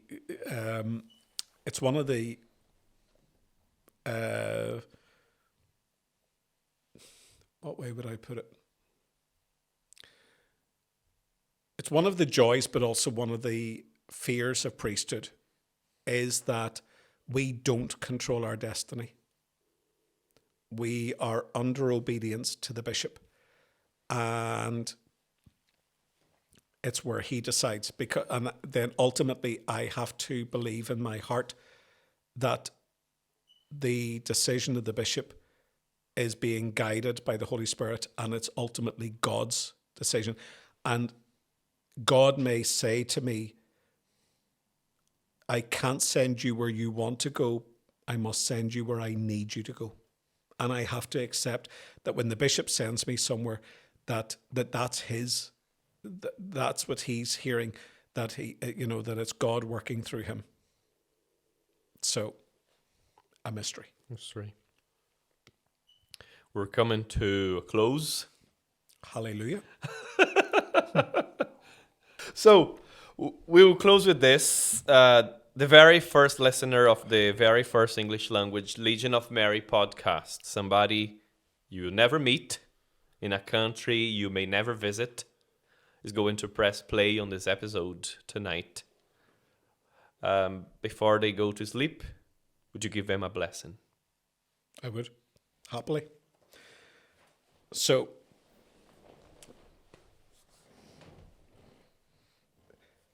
the blessing of Aaron for everyone. May the Lord bless you. May the Lord keep you. May the Lord let his face shine upon you and be gracious to you. May the Lord lift up his countenance upon you and give you his peace. May the blessing of Almighty God, the Father and the Son and the Holy Spirit be upon you this night and always. Amen. Any final words, Father? The old Irish phrase, whenever you meet someone, it's Giadich, God be with you. And the reply back is Jas Maradich, God and Mary be with you. May God and Mary be with you all. Amen. Thanks very much, Father. God bless.